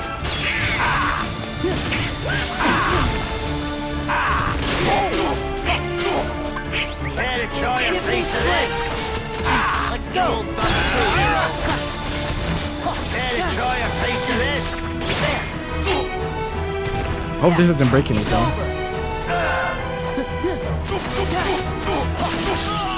Okay.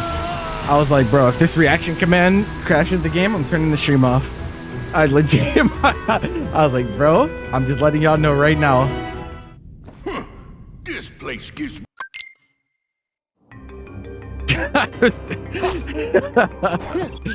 I was ready, bro. All right, so you have, that's what, level 2 fire? That means we can do screens. Though, damn, I almost feel like it's a waste to do screens before. You know, we'll just save wisdom leveling for screens. Though, there's a chance it's not heartless, though.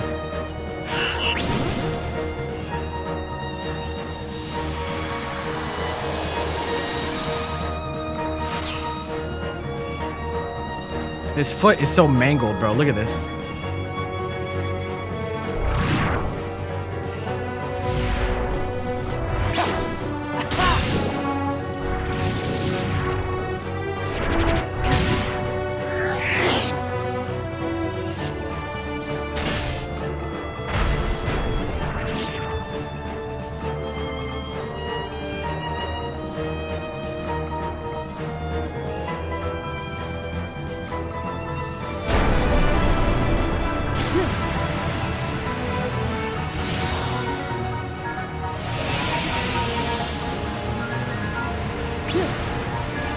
This is it!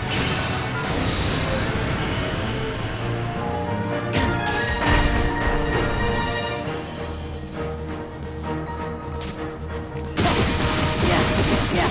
Back off! Back off! Oh, it just does it again? Okay. He doesn't, I guess, I don't know. Maybe it's too broken to do any of the other attacks.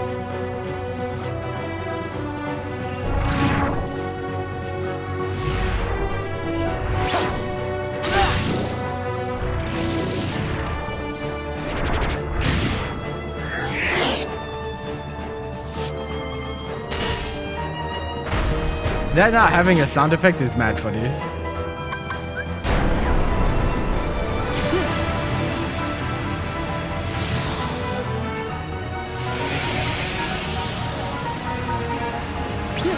Oh, Donald and Goofy just ignore it. They're just down there fucking around.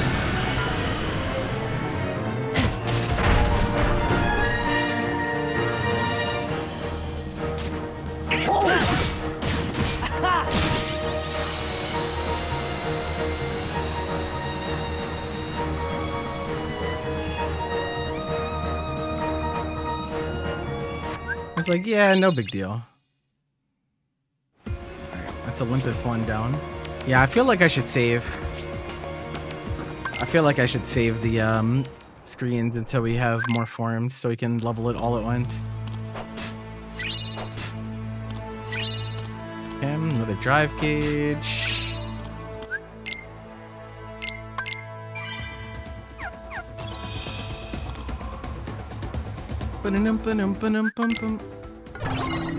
Oh, nah. Gather!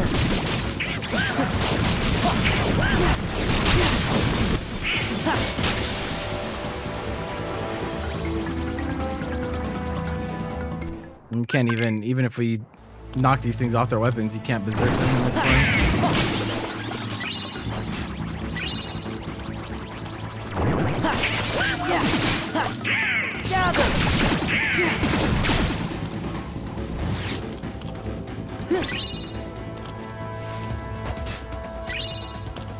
Another high jump.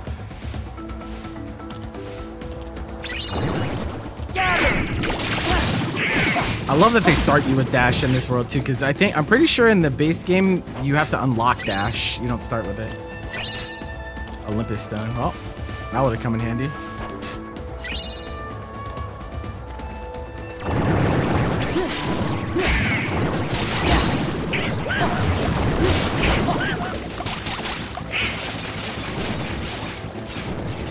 Interesting perspective to do this part from.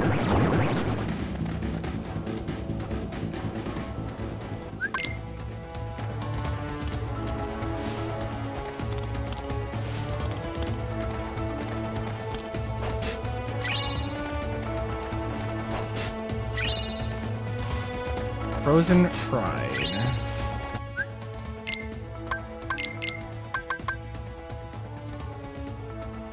Damage control.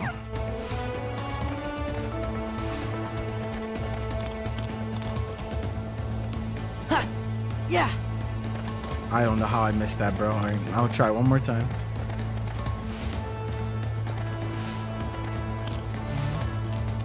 Can I just jump to it? Oh, I didn't even jump.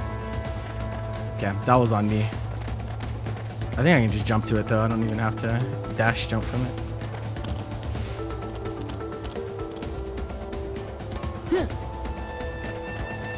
Okay. What? I went through it somehow. How is that even possible?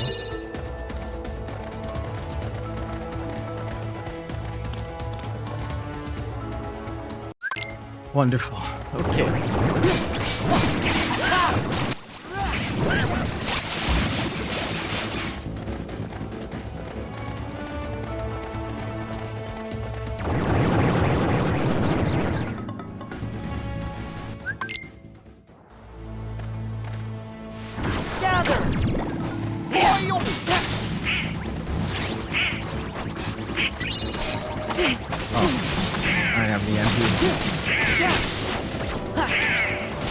I wish I could do the dual stance as the lion form, bro. That'd be sick.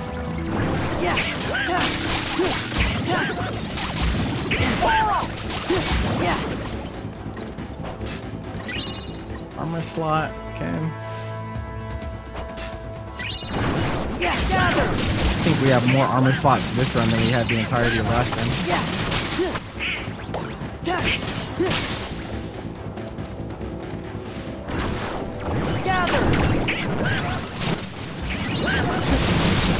More torn pages.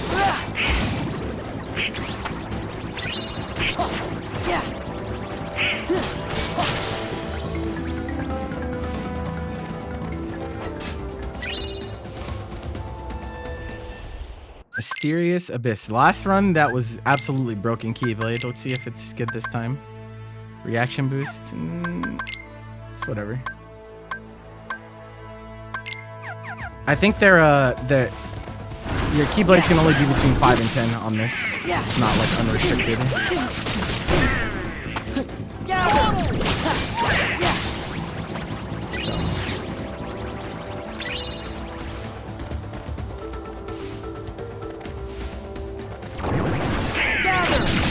Oh, there's a proof.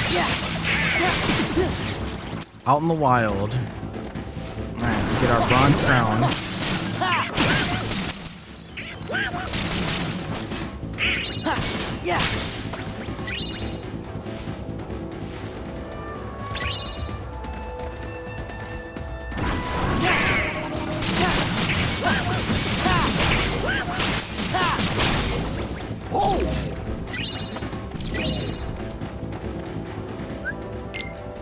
Fatal Crest. Blizzard boost.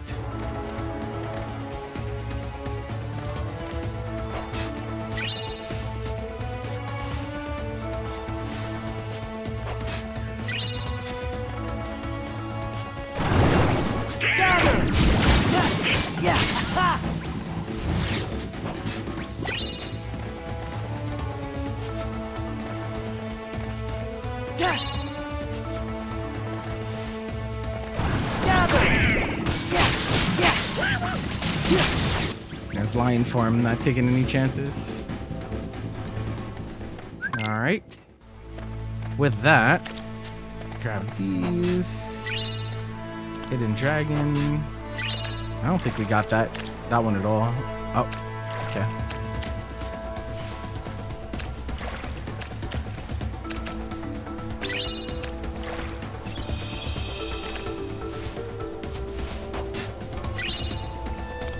I just keep going through puzzle pieces somehow. I don't know.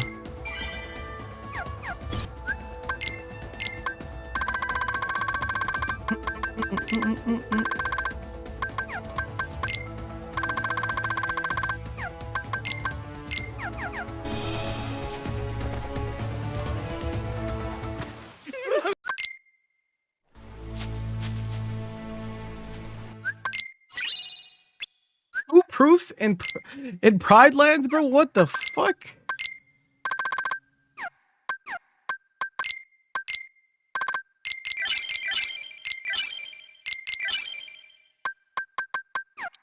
Okay, silver crown. We didn't even get to see the bronze crown because we've been lying for him the whole time.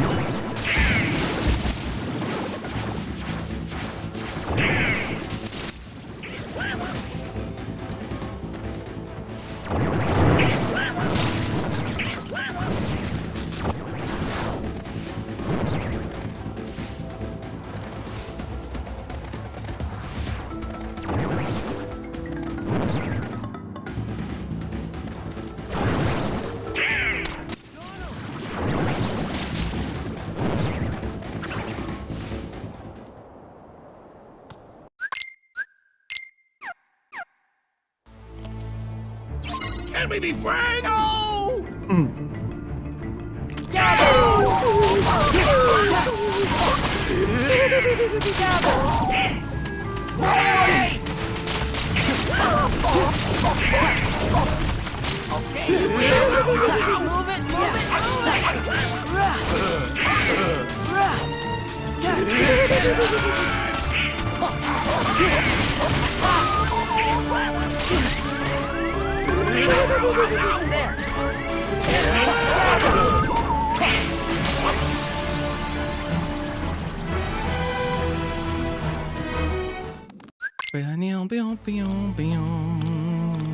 Alright, we'll get to see who is on this card.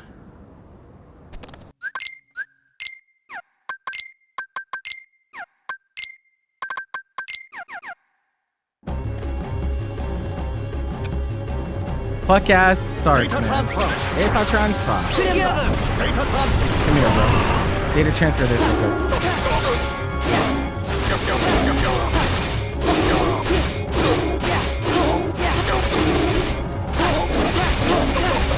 I'm here. Back off.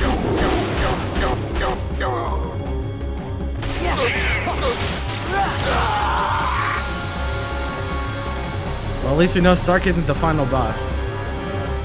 I consider that a win. Ah, there's Thunder. Man, Pride Lands had a lot of stuff, bro. 2 proofs, Thunder, and Torn Pages. That's a lot of good stuff.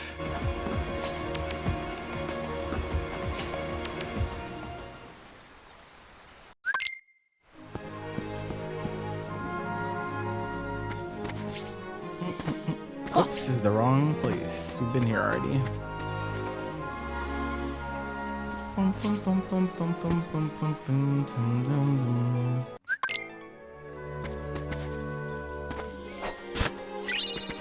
Huge.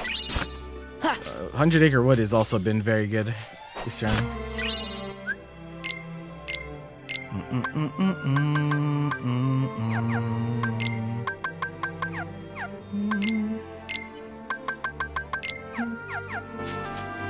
We have double finishing plus too, so we can get some double explosion combos.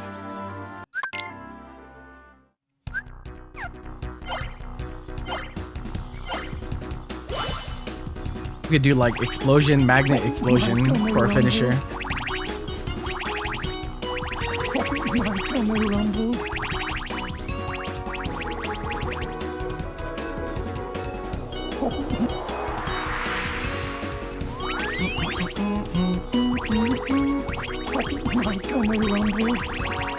Over here. Gophers. Gopher's the name.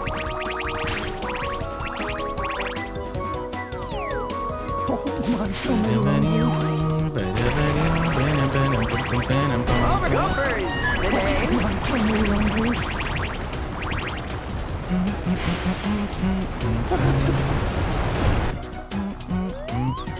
Hello, Caillou. Over here.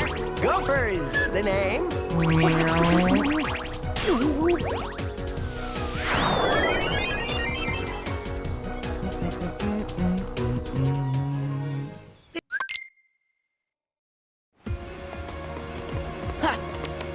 Thought I died there, but it was meant to happen. No, no.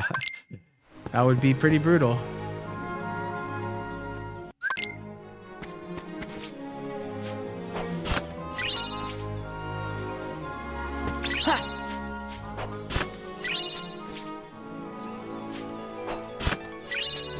Full bloom, huge.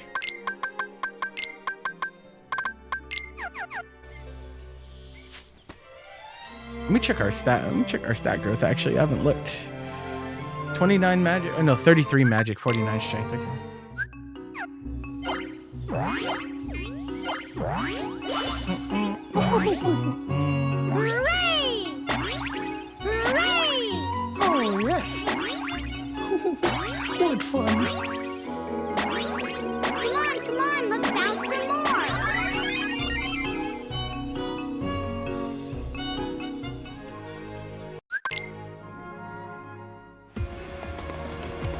Alright, so that's it for 100 Acre Wood for now. Need another torn page before we go back.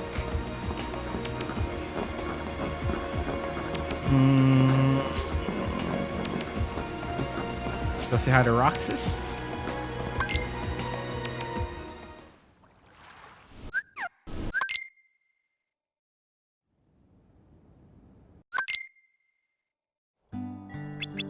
Yeah.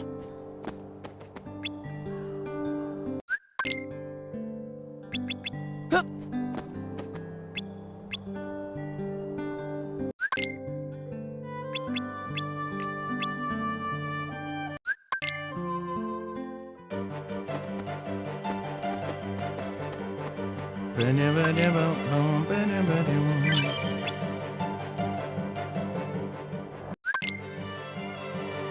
Hades.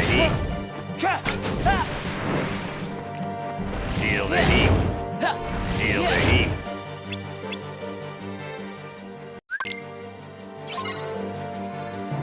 Okay, yeah, so this is definitely scripted. It can't be anything else but this.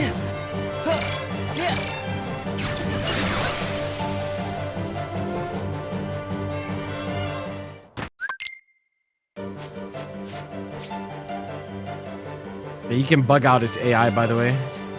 So if I saw how I got near it and it stopped. It's not supposed to be able to do that, but it's pretty funny. Nope, you have to play as Roxas during this this particular world. Oh, it's actually.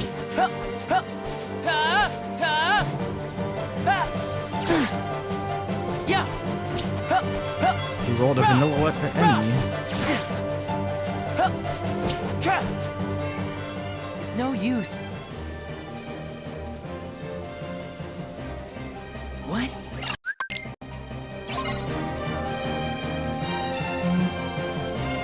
Yeah.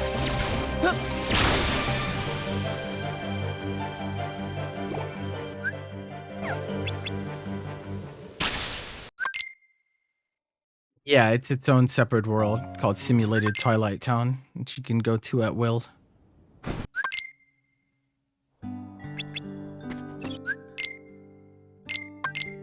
You can go to any world anytime you want on randomizers.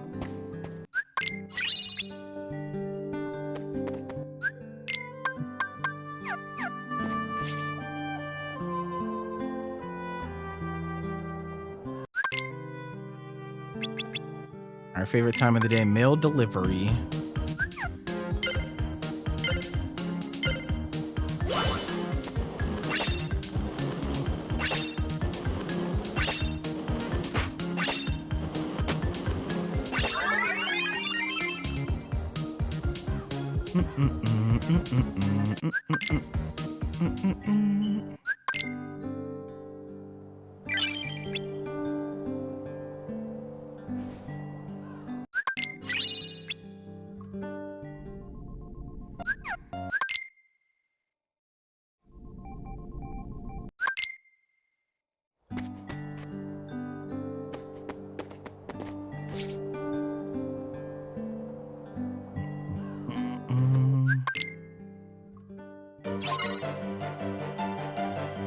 All right.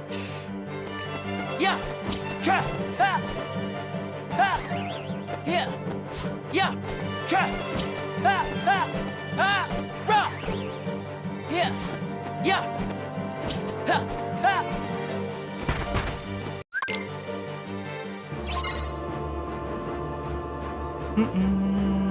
Cha. Ta. Ta.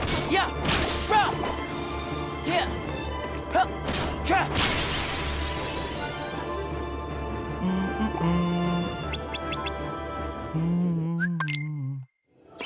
I feel like Roxas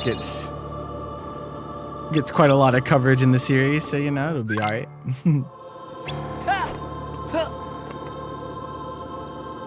Just not particularly engaged too. Yeah. Cha. Yeah. Ta.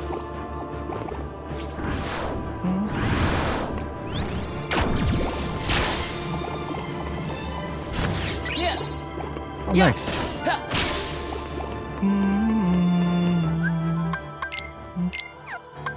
We already got 2 ribbons.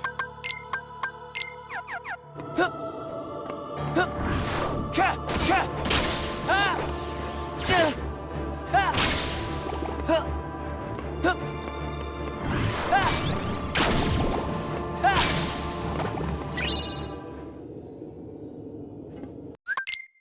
What's that for? Oh, What's that for? Hup. Yeah. Hup. Cha. Birth by Sleep played differently than the main games. The battle system is different, yeah. Watch out! Ta. It has some similarities, but definitely some stark differences.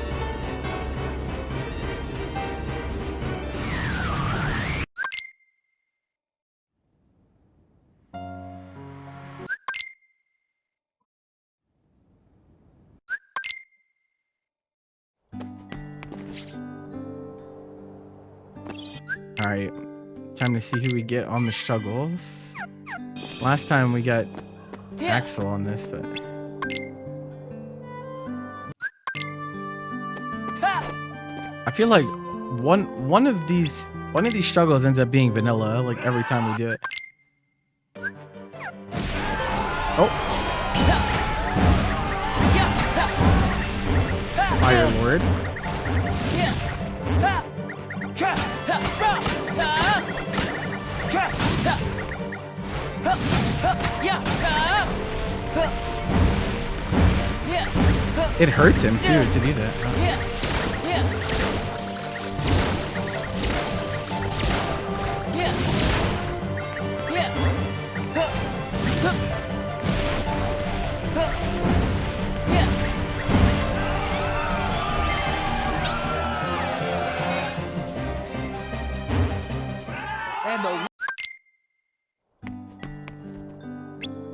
And the winner is Roxas. Oh, no, neither one's a vanilla this time. I don't think I can do his reaction command. Would be funny if I could though. But I don't think the chandelier is here.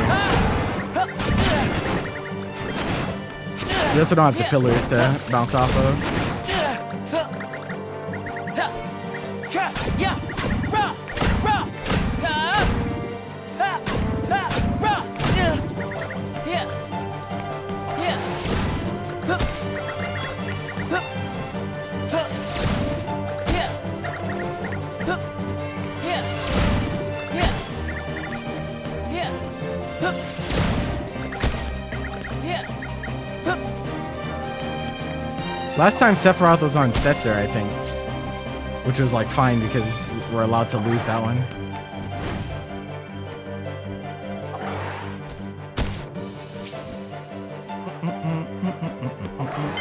Oh, the orb counts are always broken on these.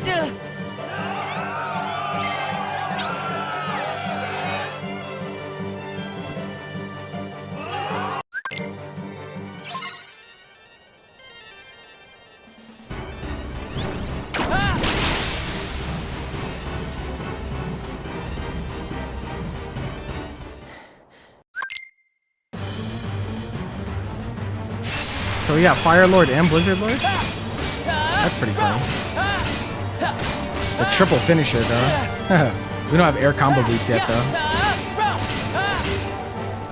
We're not maximizing just yet. Ah, Thundara.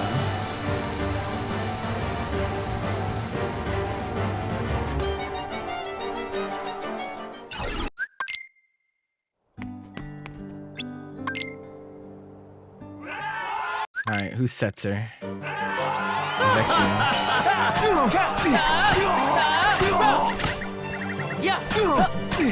The triple though.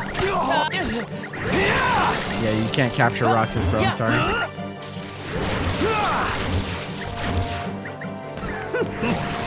This is so funny. He like actually just can't capture Roxas.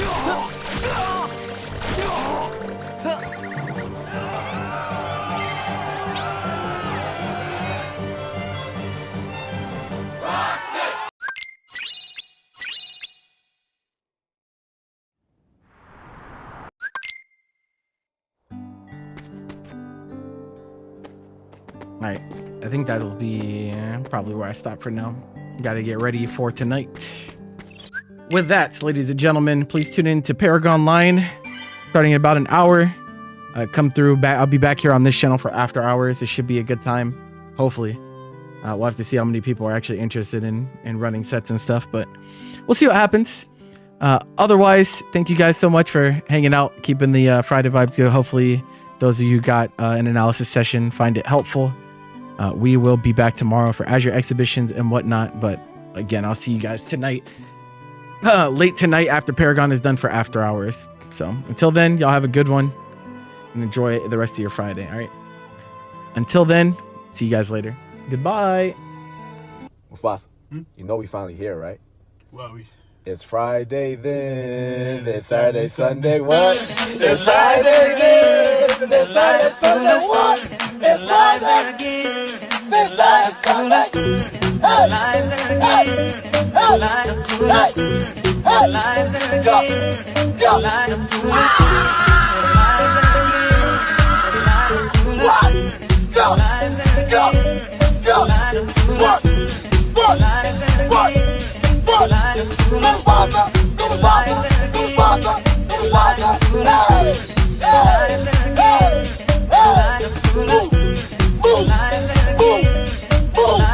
Let's go, let's go, what, hey, hey, hey, hey,